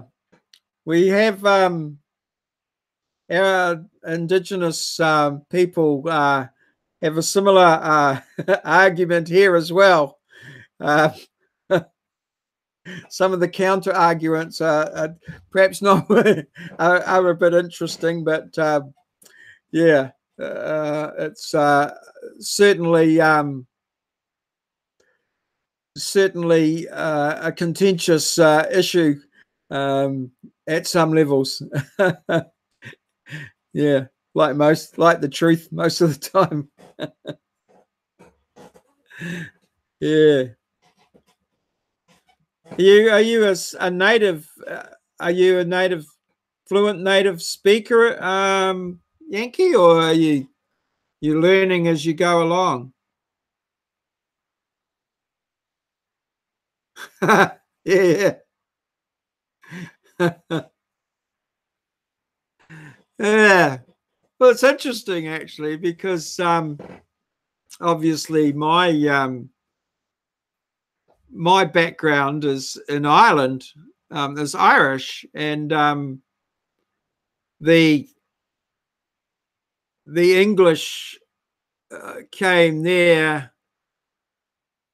Oh, okay, yeah, the English came to Ireland, and essentially, well, the Irish don't like the English very much, and so a lot of them, because of the conditions there, immigrated here, all around the world actually, to New Zealand. And it's interesting, the parallels between what our locals are saying here and the Irish say, and that is that they forbade us from speaking our language, which the Gaelic, the Irish were not allowed to, and from practicing their religion.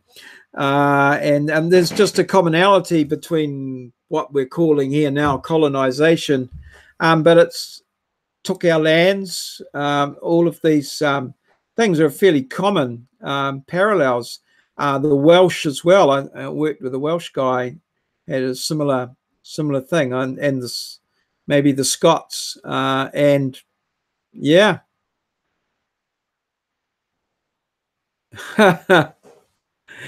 Yeah.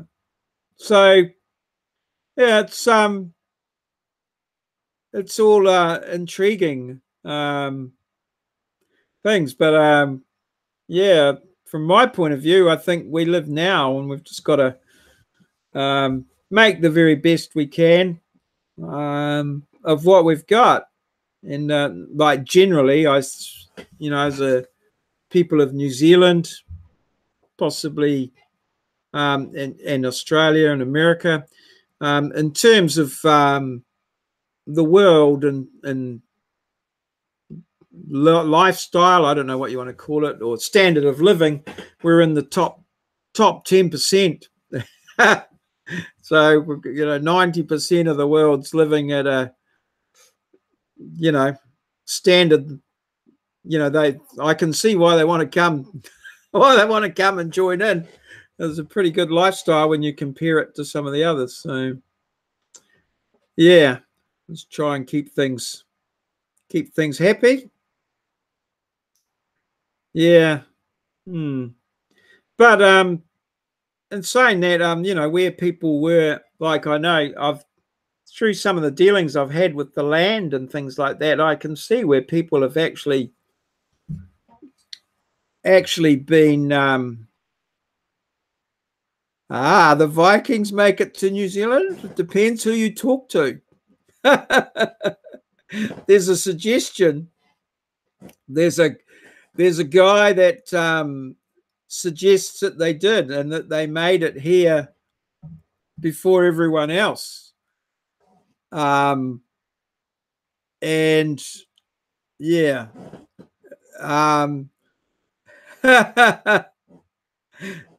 they yes, it's being classified as a conspiracy theory, I think, a big cover up. So yeah, yes, that's the that's the general tenor of it. They've found a Viking helmet or something somewhere in some geological strata. And yeah, so there's a guy got a theory on it. And after all, a lot of these things are based on oral histories, theories, stories. So yeah. Yeah. And who's to say it wasn't some guy having a bit of a joke, which has happened over here. They they found this helmet here and some rock carvings and some and they found when they have a super low tide or something, there's some people have seen some remains of an old boat or something, or hull that looks like a thing.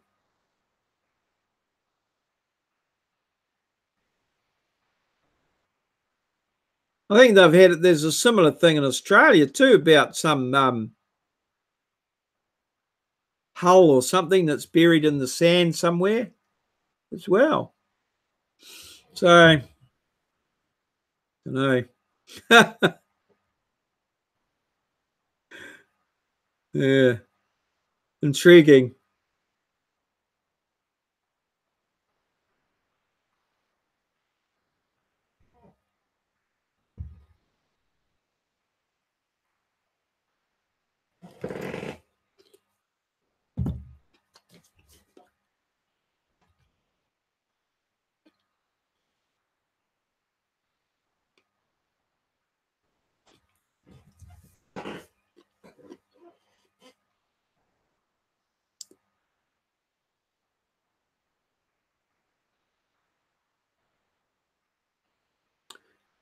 Yeah.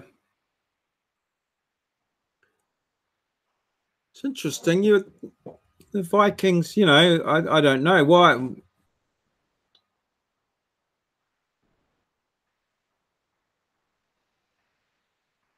Yeah.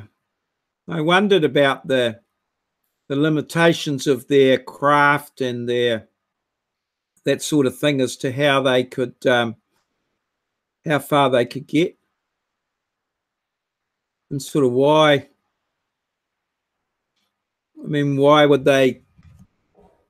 Obviously, they would have had to have stay for a wee period of time. Why would they be doing that unless they got abandoned or stranded or something like that?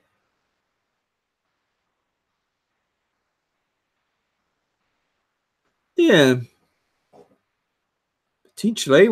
Is there any idea what the furthest proven distance they've gone from their base?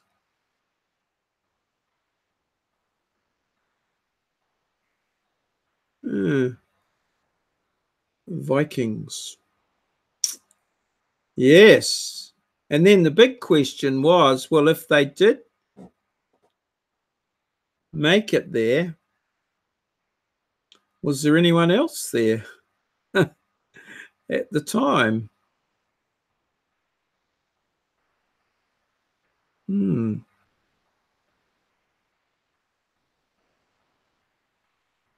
Right. Yeah. Indisputable proof.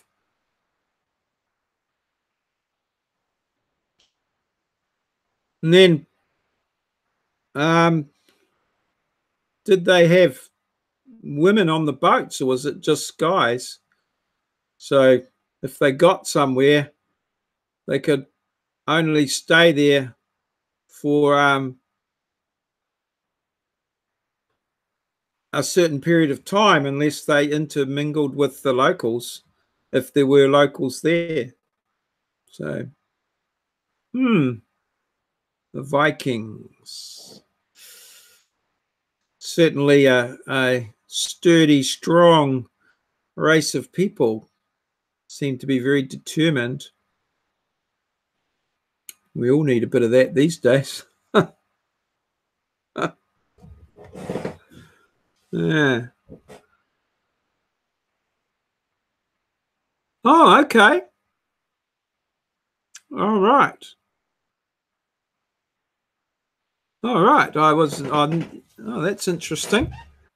Oh, that would mean that they could sort of sustain a. They could sustain a sort of outpost once they got here, and a bit of livestock as well. So, oh wow. So they're pretty well set up to colonize. What's the word? Colonize countries. Yeah. Okay. I might have to have a better look at the Vikings. You seem to be pretty interested in the Viking culture there, Yankee. Is there any particular reason for that, or is it just what you've picked up?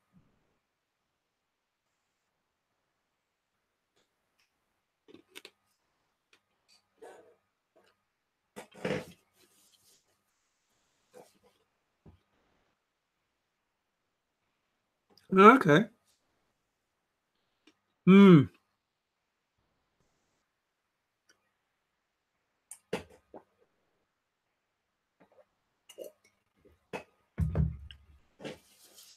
Yeah.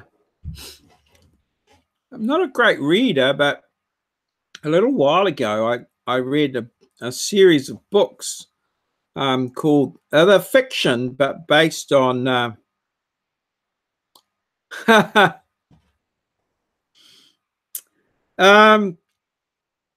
yeah, you should. Oh. Well, Yeah, well, the Irish just probably welcomed them in and worked with them. I know that in Ireland, well, I haven't done a lot of study of Ireland, well, but I know that they talk of the Black Irish, which are the dark-skinned Irishmen, who I believe when Drake defeated the Spanish Armada, that a lot of the survivors made it to Ireland and obviously integrated with the local people. And so there's some Irish are very dark, obviously, because of the Spanish connection. And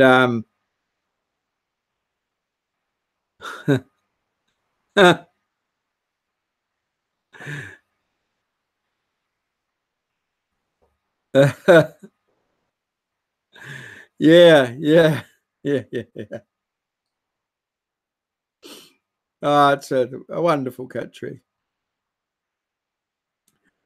According to what I've read on the internet, and obviously cherry-picked the story, the O'Neills clan was the first kings of Ireland, and our family crest shows a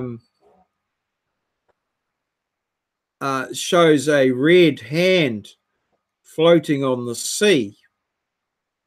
Now, the story is that when they were going to Ireland, all of the clans from wherever, Europe or somewhere, they decided to have a race, and they said that the first hand to touch the land would be the first king. Now, the O'Neill boat was lagging behind a little bit, so the captain of the boat, Rory, lopped off his hand and threw it to shore and was the first hand to touch Ireland. And so he became the king of Ireland.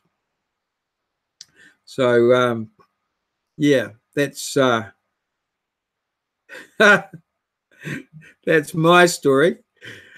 But prior to that, apparently, that the O'Neills, now even when they trace back before then, the O'Neills were the guys that found Moses in the bulrushes. This is even more believable. And so obviously they found Moses and showed him to the Queen, and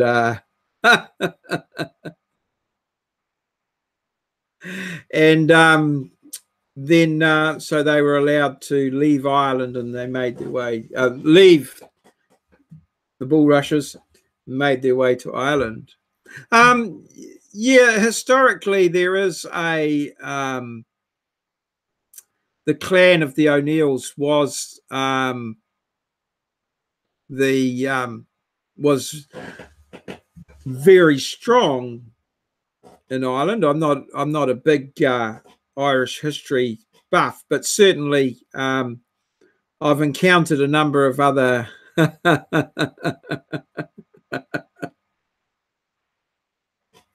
hey, never let the truth get in the way of a good story.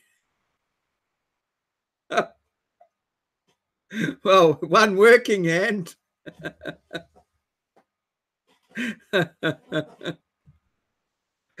Yeah, no, but the crest, it definitely shows a red hand floating on water. Yeah, yeah, or perhaps that. Yeah, the boat didn't go quite so fast after that, possibly. But the captain is a Murphy. Oh, right. Murphy. Yes, I've got friends, Murphy.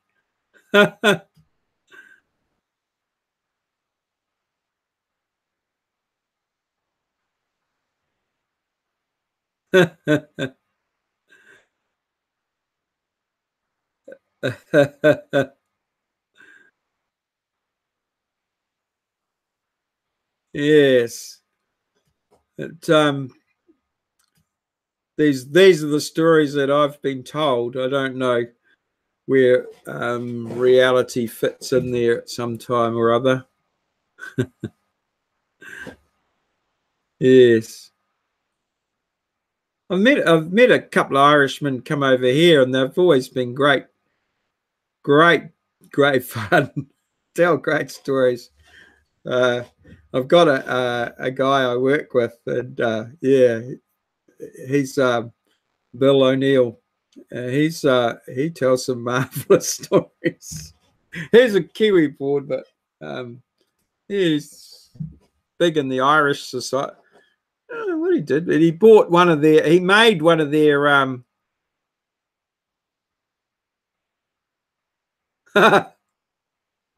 Hey, you know, just pick the good stuff. Well, yeah, history is yeah, history as a topic is sometimes can be a little short on facts.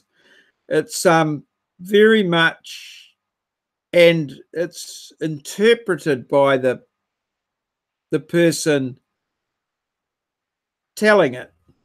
So I think in history there's two sides to every story.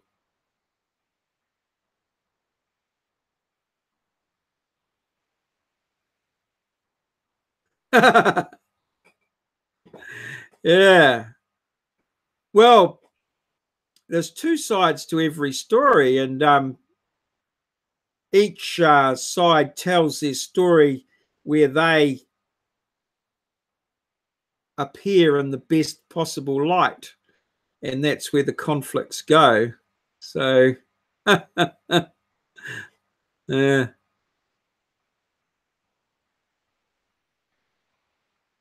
Yes, yeah, it's very much a matter of faith in some ways, and perhaps as I have demonstrated tonight, you choose the facts that best fit your situation from time to time, and yeah, it is interesting to see some of the alternative histories, or see something from the other side of things. Sometimes makes you think what really went on, and you can actually see it happening today as history is occurring.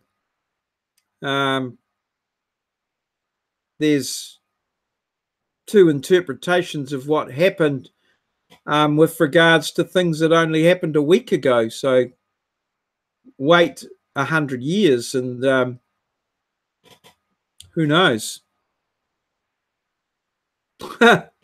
No, common sense is not very common. Yes, I've noticed that. Yeah, I mean, that's, whoa, that's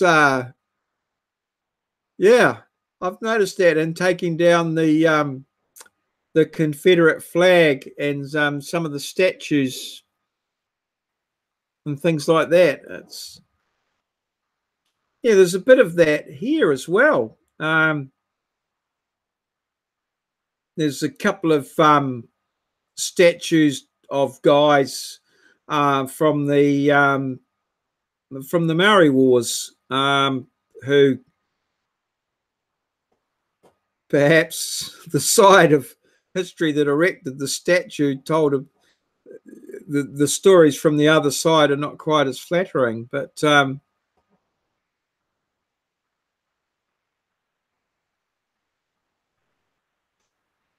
yeah, yeah, yeah, but it's yeah, I think people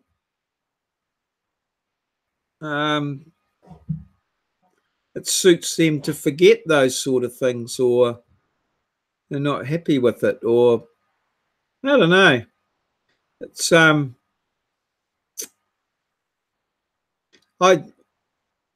in some ways, yeah, I'm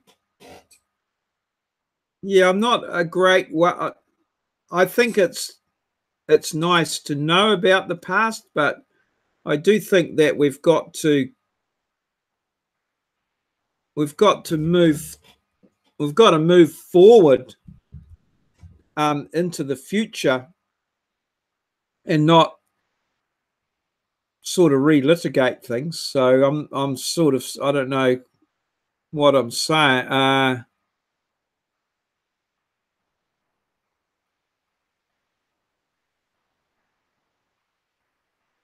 Yeah.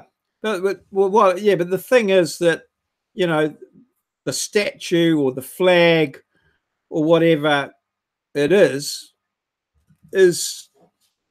part of the history. So sort of going back and erasing it, I mean, I just think it's in some ways like just leave it how it is or add to it, but it's sort of a wasted effort. You know, I'd rather be spending the time trying to move forward from where we are. In some ways, I mean, I don't mind. I don't mind people investigating and doing that, but by actually, you know, knocking down statues and removing flags and stuff like that, I just think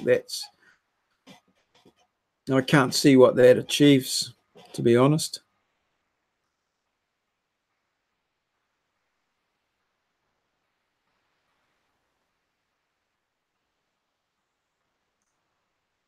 Yeah. Not quite sure what you're getting at there, WT. Are you the where what are you? I'm not 100% sure what you're referring to there. No, because you yeah, 4 generations. Yeah, it does. It takes time to move on and that. Oh, oh dear. Yes. Yeah.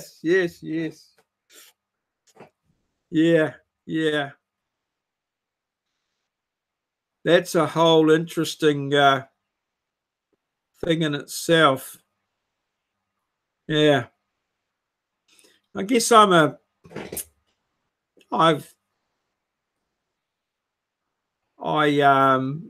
was a practicing Catholic. Just turned out I wasn't very good at it. And certainly when we had the kids, our kids all went to a school, but I've sort of okay, yeah, I've moved on from it. Yeah. Yeah, it's just so much irony in it all, you know. The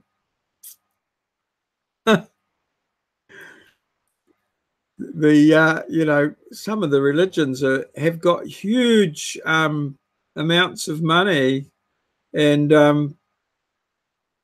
then sort of talk about helping the poor. I thought the answer would be pretty simple, really, but apparently not. Yeah, so I've now I must get this right. I'm secular. I just yeah, I just do my own thing and try and be a good person as best I can. But it's just every day you read in the news about the things that go on in the name of these.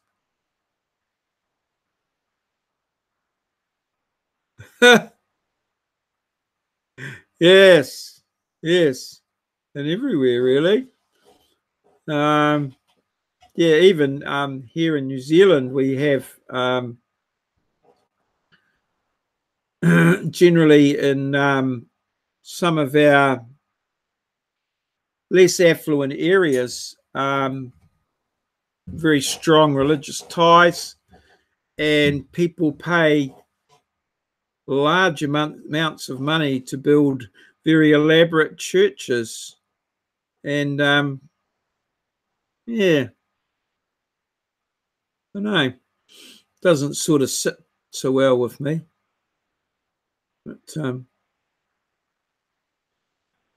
But we all have the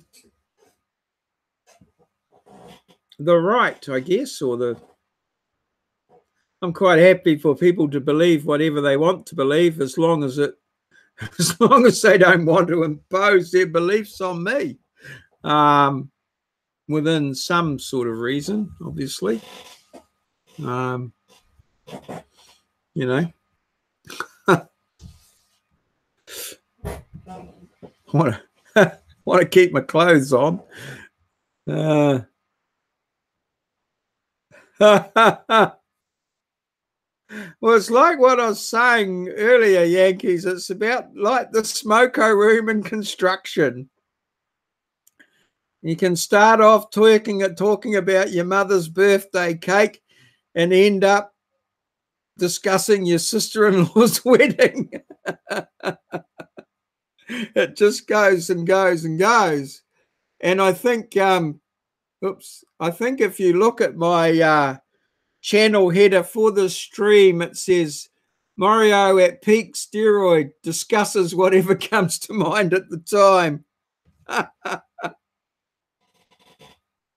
And I think I've met that goal very much. But yeah.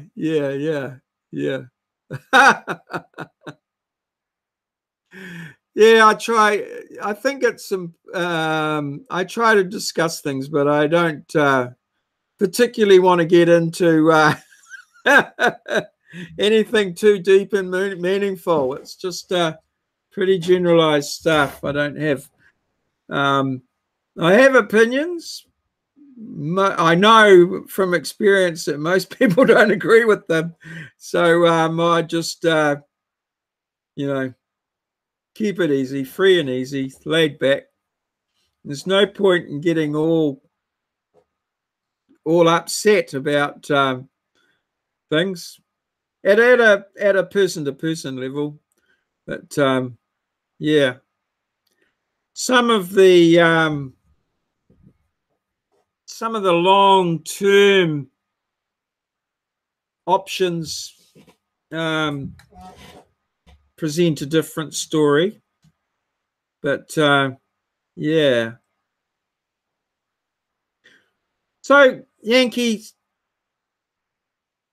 do your Lenape is your native thing, and do you guys have any sort of funding from the government, or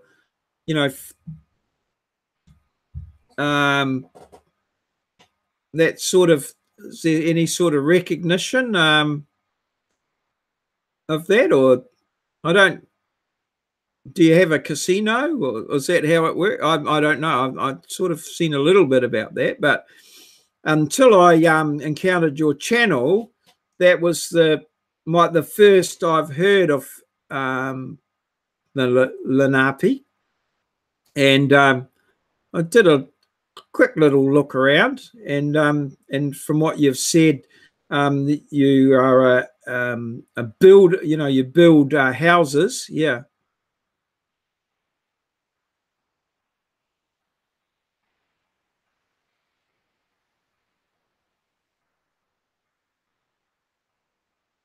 What?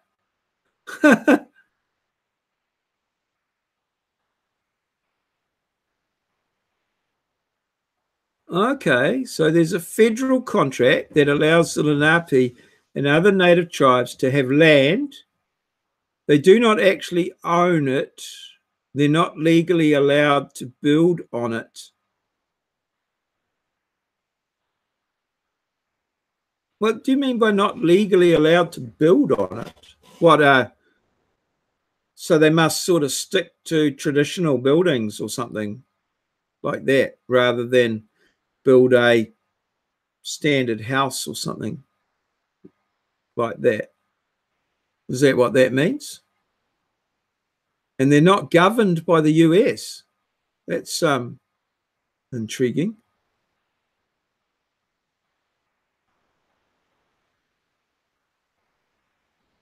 Yeah, yeah. Oh, okay. Oh, so if you...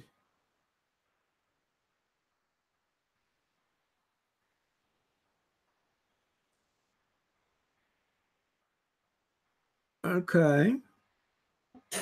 All right. Well, yeah, in New Zealand we have Maori land, which is designated as Maori land, and one of the significant aspects of Maori land is that it's multiple ownership. So it has many owners, and the owners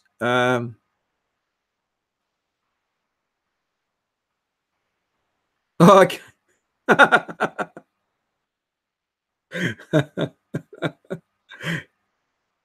All right.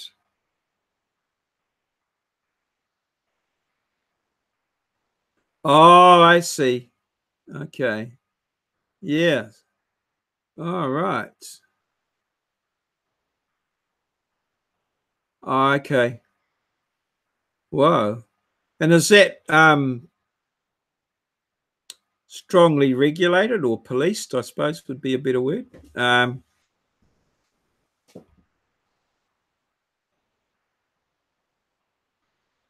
All right. Yeah. Because we have, as I said, we have here the Maryland multiple ownership. And it can only be sold or owned or sold within the owners.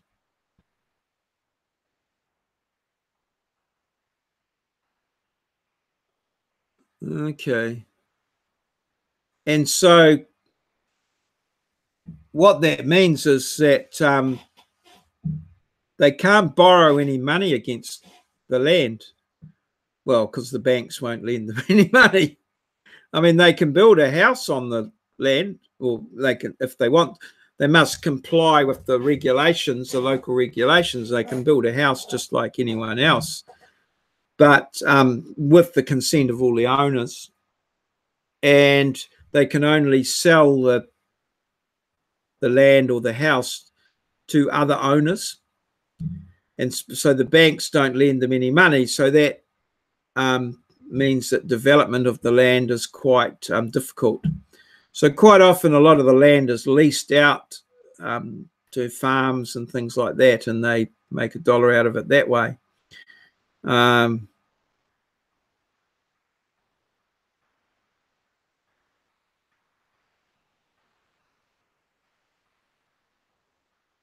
Wow.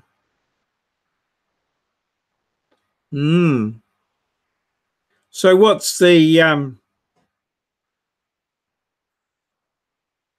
net result? What do people do?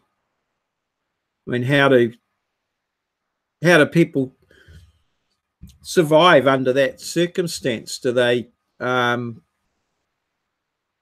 so the tribal council has law and they maintain it. If someone from the outside comes in and breaks the law and goes back to the US, it will not apply.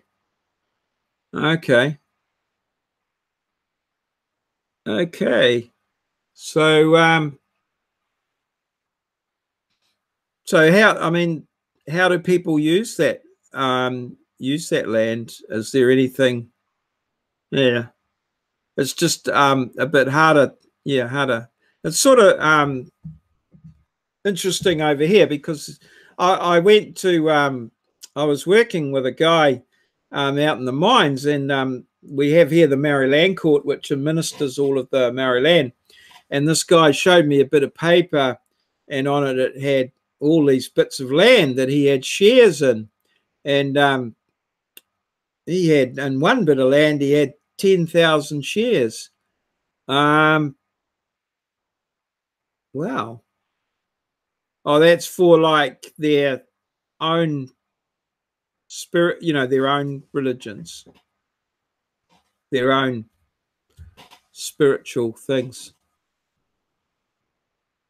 Wow. And so anyway, this guy showed me all. I was like, oh wow. So I went along to the Maori Land Court and sort of looked up all the bits of land and to find out where they were, which he didn't really know. Well, he had a bit of an idea, and what they were worth at what we call government valuation. So the one with he had one bit of land that was he had 5 shares in, but it was 5 shares out of 20, and it was that bit was worth about 30 grand or something. And the one with 10,000 bits in it, I think they were worth about 5 cents each. So when I added up all those bits of land and stuff, I think he had maybe $40,000 or $50,000 worth of land, which would have made I guess, a reasonable deposit on a section somewhere, and that he could have got a mortgage against and built a house. But yeah, and because it was all multiple owned and he couldn't aggregate it or, you know, sell it to anyone else, it was not worth a hell of a lot to him. And then when he dies, it gets passed on equally to his children, so it gets more diluted and harder to develop it. Yeah, so it's a big problem. I've been working with a friend of mine. They've got quite a sizable chunk of land which they lease out, and what they want to do is their traditional old house, actually an abandoned house. I know where it is. Where their grandparents lived was sort of right on the edge of the farm, and they want to establish an urupa, which is a funeral spot on the land, and but they have to have it surveyed out and done. So that's where I sort of came in before I passed it on to a friend of mine, because it's became a bit too much for me to get that one through. But it's taken us 4 or 5 years to determine and go through the legal process to set up this urupa. We're still not there yet, and you know, people are dying to get in there, but they can't. So yeah, it's just, I don't know, and the money that it's cost, you know, just to do this, it's yeah, horrendous, really. But yeah.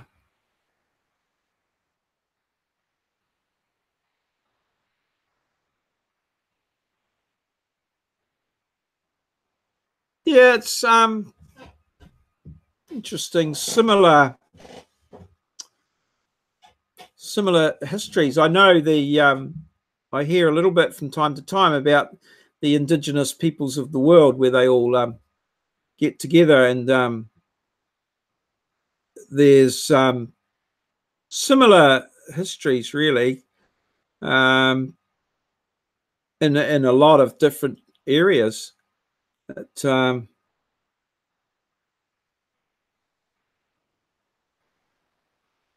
okay. Do many people live on the reservation? I mean, I guess, is it a bit of lose it or use it as well? You know, like if everyone moves off, then they take it back. But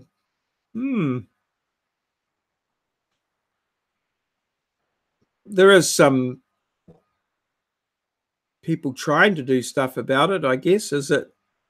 There must be some small victories, or is it a lack of interest, or do you think there's a reason why?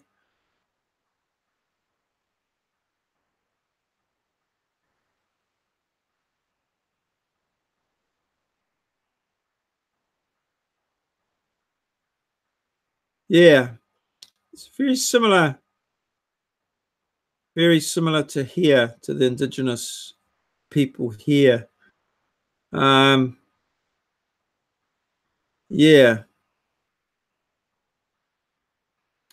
it's yeah, interesting question. Yeah, yeah, yeah. We have the what you talk about here is the obviously a smaller, more compact country, but there was a large migration from rural to city, especially as jobs in the 60s and 70s were quite plentiful, largely in entry-level jobs where you needed skill but not a lot of qualifications. So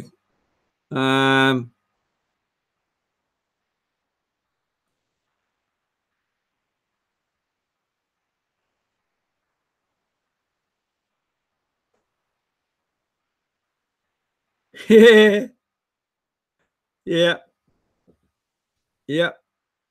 That's yeah, that's a obviously a technique that found favor in a lot of different countries.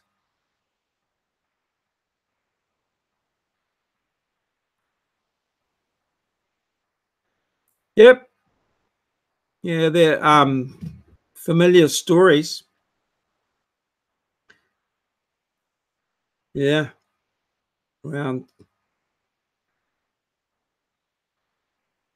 but at some point, yeah, it's you've got to move on from there. There's a suggestion of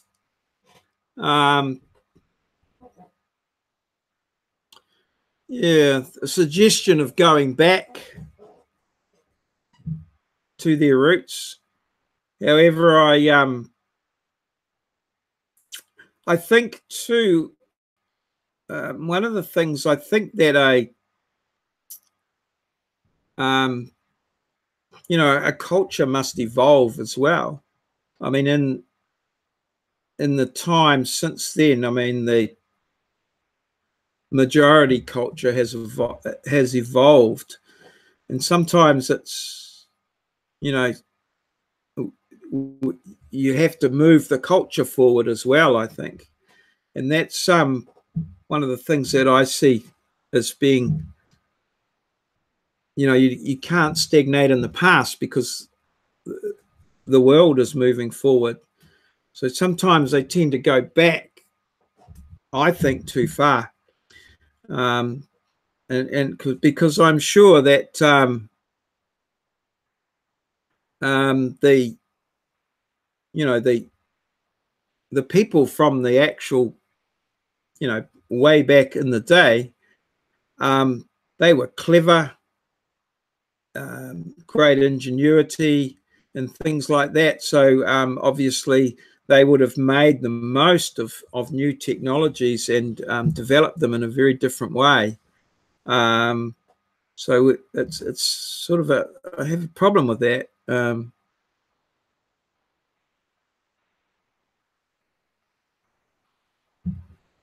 Yeah, yeah, yeah, yeah, yeah,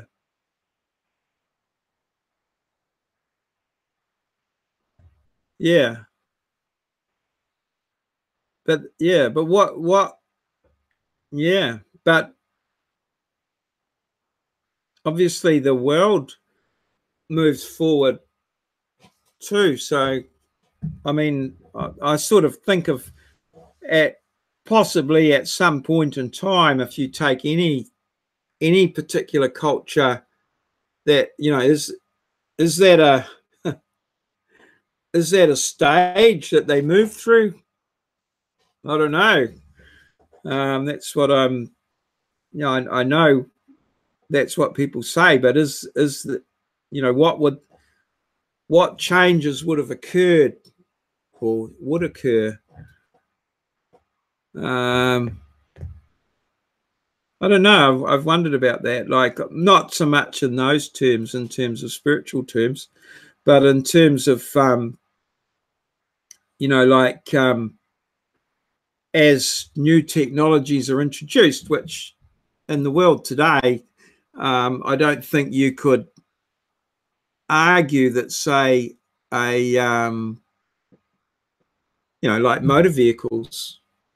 I mean, you couldn't, like the Amish don't have motor vehicles. I don't. You've got to learn to deal with the technologies that arrive in the world, I think. So, you know, how would the guidance in that, how would they deal with these new technologies? And I think that they would, you know, possibly be very innovative. Certainly make use of them, wouldn't ignore them. But yeah. No, only from what I've seen in no, we don't have them here. Only from what I've seen in the States, really. But I've yeah, had a little bit, you know, it comes up on YouTube and that. But it's quite interesting. I did have a discussion with a person a while back. So over here in New Zealand, in the 50s and 60s, we had a large lot of immigration from Holland. A lot of Dutch people came here, and they got into, a lot of them got into dairy farming and things like that. But yeah, came over here in large groups, and so there's quite a lot of people of Dutch extraction here, and they have, some of them you know, keep their culture going by having like a Dutch society, and they do clog dancing, and they have maintain a lot of their traditional foods and things like that over here. And so but I was talking to a friend, or one guy, and he said that he had someone came over from Holland, and he had, you know, more recently, and he said he just didn't like didn't associate with the people that had been here from the earlier migration. He said because they hadn't, you know, they maintained the culture that they came with. They maintained the Dutch culture as it was in the 50s and 60s and hadn't moved forward, when in fact the people back in Holland had moved forward.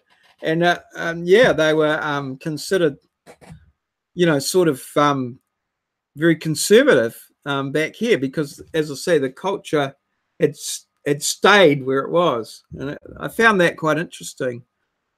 But yeah, interesting.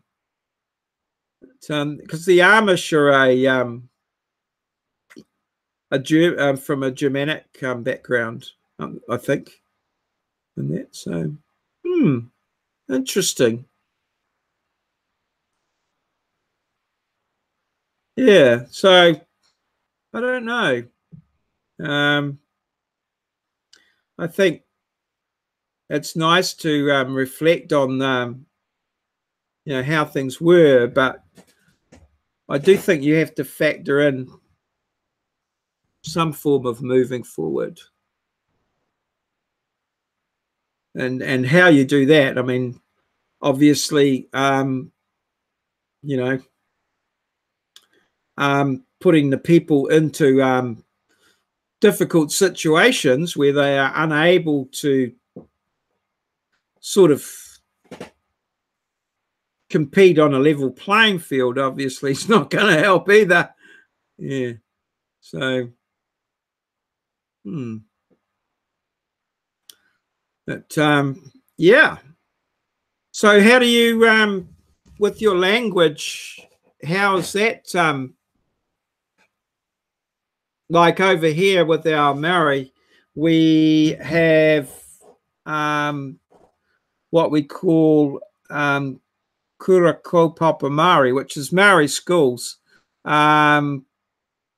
where the language of tuition is Maori, and the children all learn that right through to the end of secondary school, and then they possibly go on to university and study in that sort of thing as well. So it's having its interesting discussions around its value and at a sort of educational level and at a street level as well. So do you have any or is it largely up to yourselves, or do you have any sort of programs that enable you to keep your language alive? Yeah, it's all good.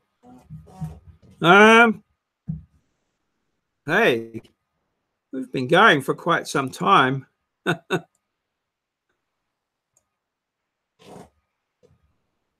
3 viewers. I'm going to give you a call, Yankee, to sort out that Hangout thing. Yeah. So it's coming up for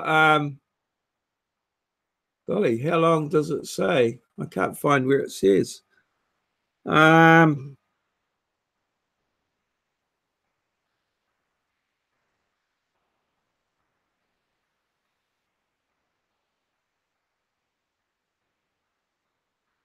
Yes. Interesting. Yeah. Great comment. That's the one problem I have. Yes. Yeah, when I was at school, I learned French. And yeah, we learned the language. But I've actually interesting story. When I first started teaching, I don't speak the local language, which is we call it te reo, which just means the language. I'm the world's worst. I think I'm slightly deaf, and I don't pick up languages very well. Not my forte.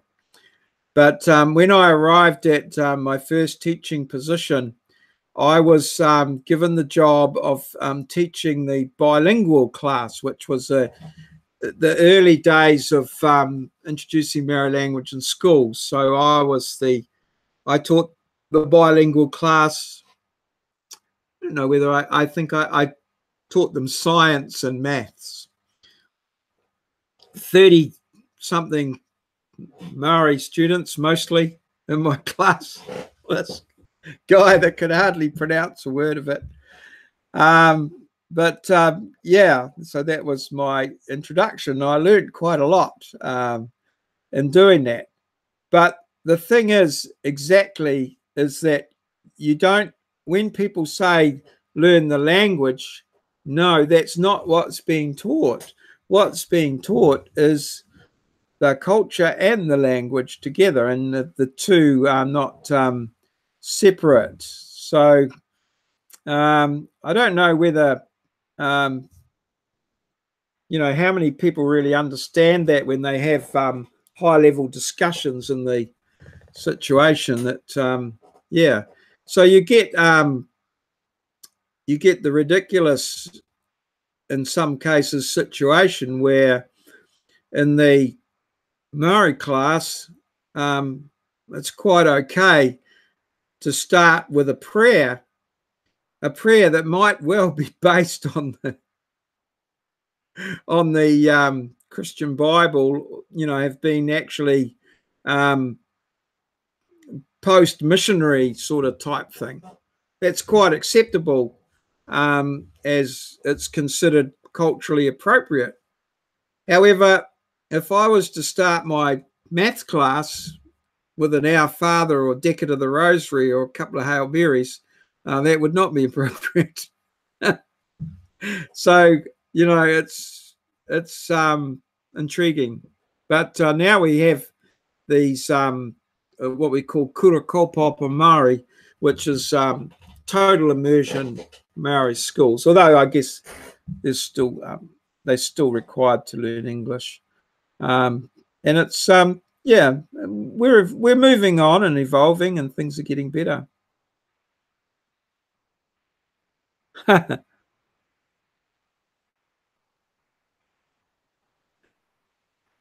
Yeah, thanks, WT.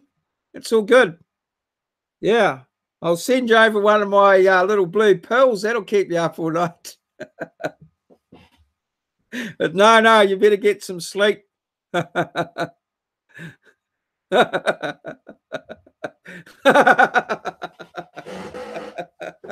Yeah. Probably a glory be to the Father as well. Yeah. We'll catch you again, WT. All good. Do you, Yankees, do you want to, I actually, I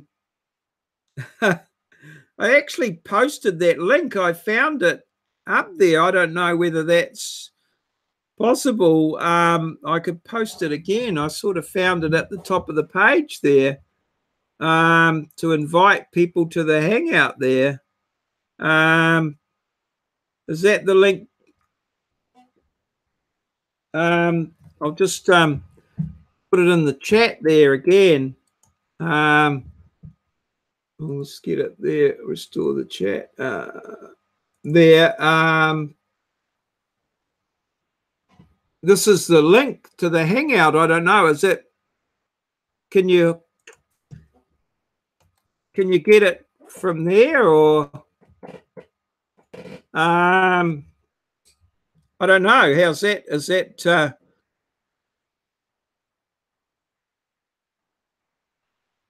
Yeah. I've just posted it there now. So yeah, I don't know.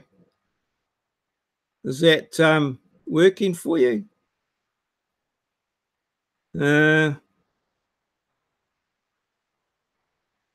Yep. Okay. We'll see. I would have thought that it would just come straight into the to the hangout, but I'm not sure. Okay.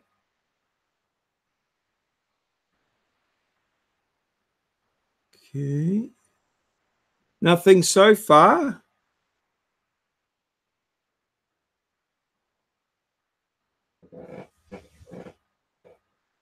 Yeah. All right. So we're waiting for Yankees to join us. Let's see what happens by way of a bit of an experiment. Yeah.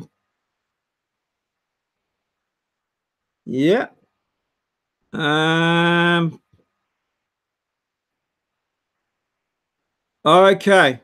All righty. Well, I could.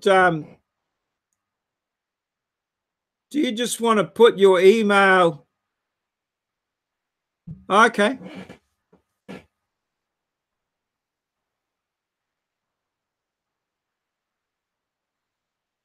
Okay. Oh, my actual link. I don't know. There's a little thing down the bottom here that says links as well. What's that?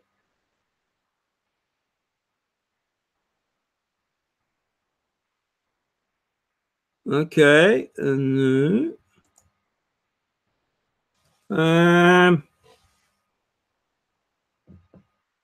What's happened there?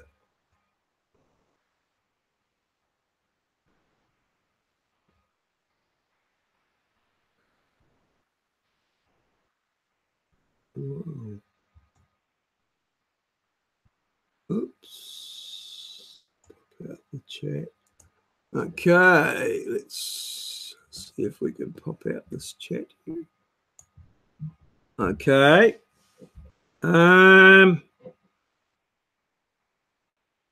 All right. So you've left the building. Okay. All right. Yeah.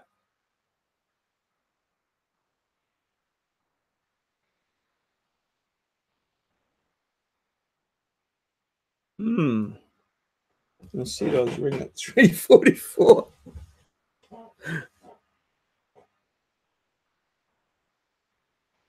Okay. All right. Okay. Oh, well, I'll stay here and keep on going. So here we are. We've been having a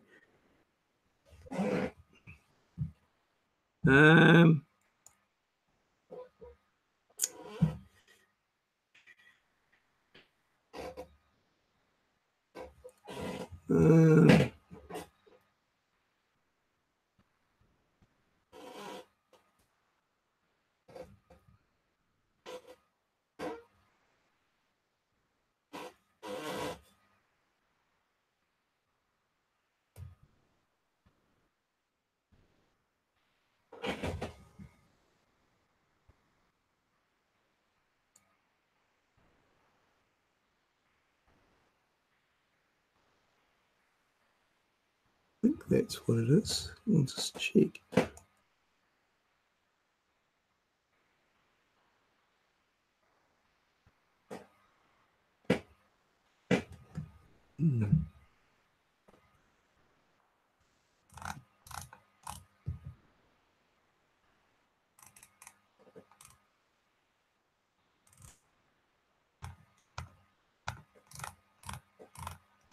Yeah, so, yeah.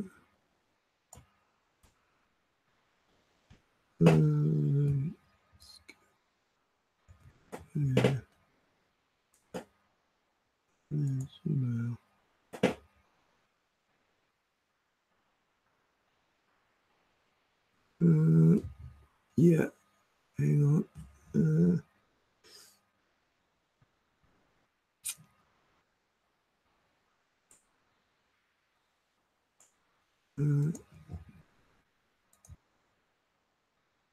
Maureo NZ1. Yeah, it's Maurieo, MAURIEO NZ1 at gmail.com. So it's not. I'll try it again.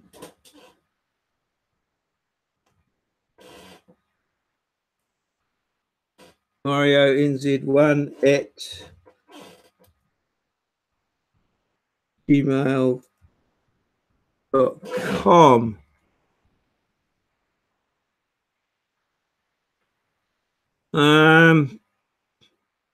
Yeah, that's my YouTube. That's my Google sort of one that I use. I have a number of other emails.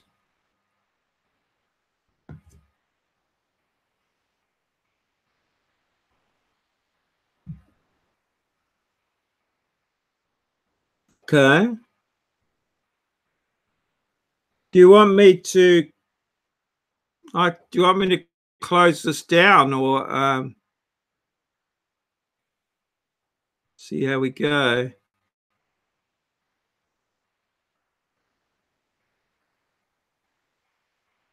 Because there's a thing up the top here. Okay, this is Hangouts. I could stop the broadcast and then possibly call you. Then how to make it live stream.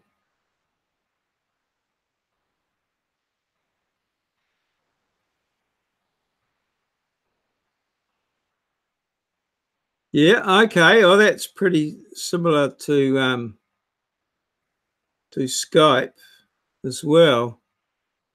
What's happened here? Hang on. Chat, share screen, camera, man. Send invite. Oh. Well, hang on.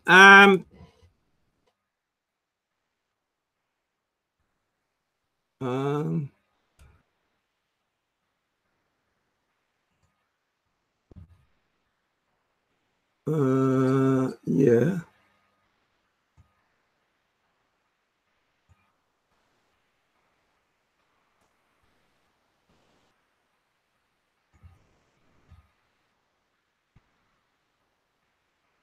Just I don't know if you're still there, but can you send me your email? Just send me your email. I've got a thing here where I can invite people in.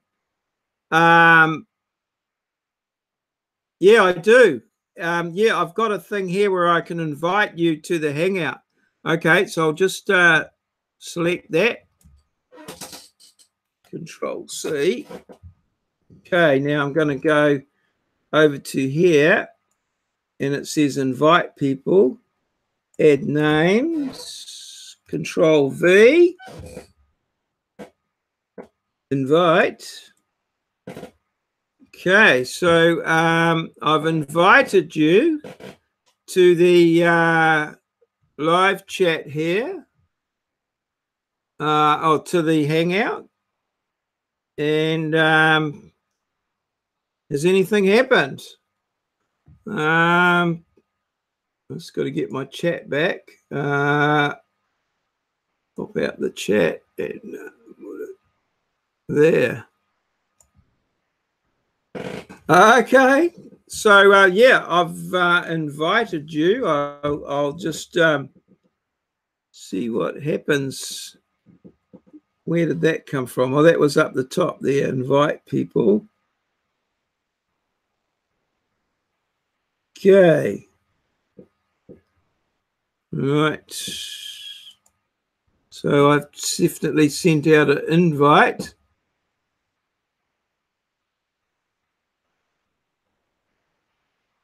Okay. Right.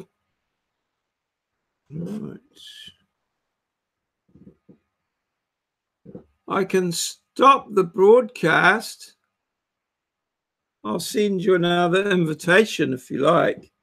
I'll try that.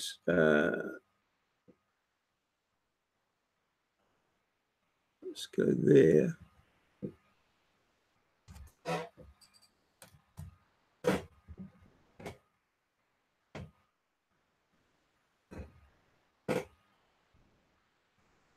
So, yeah, we've tried another invitation.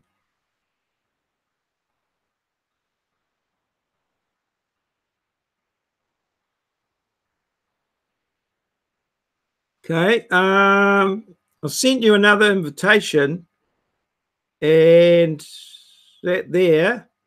How about I can stop the broadcast now if you like, and I'll just try and contact you on a video call.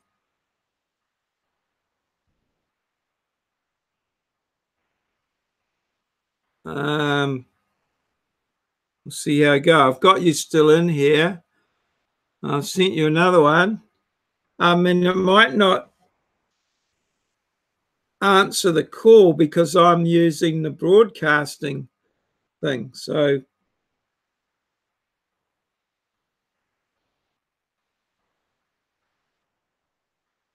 okay.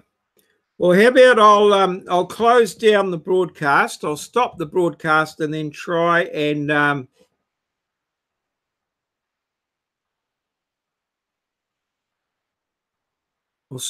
I'll stop the broadcast and then try and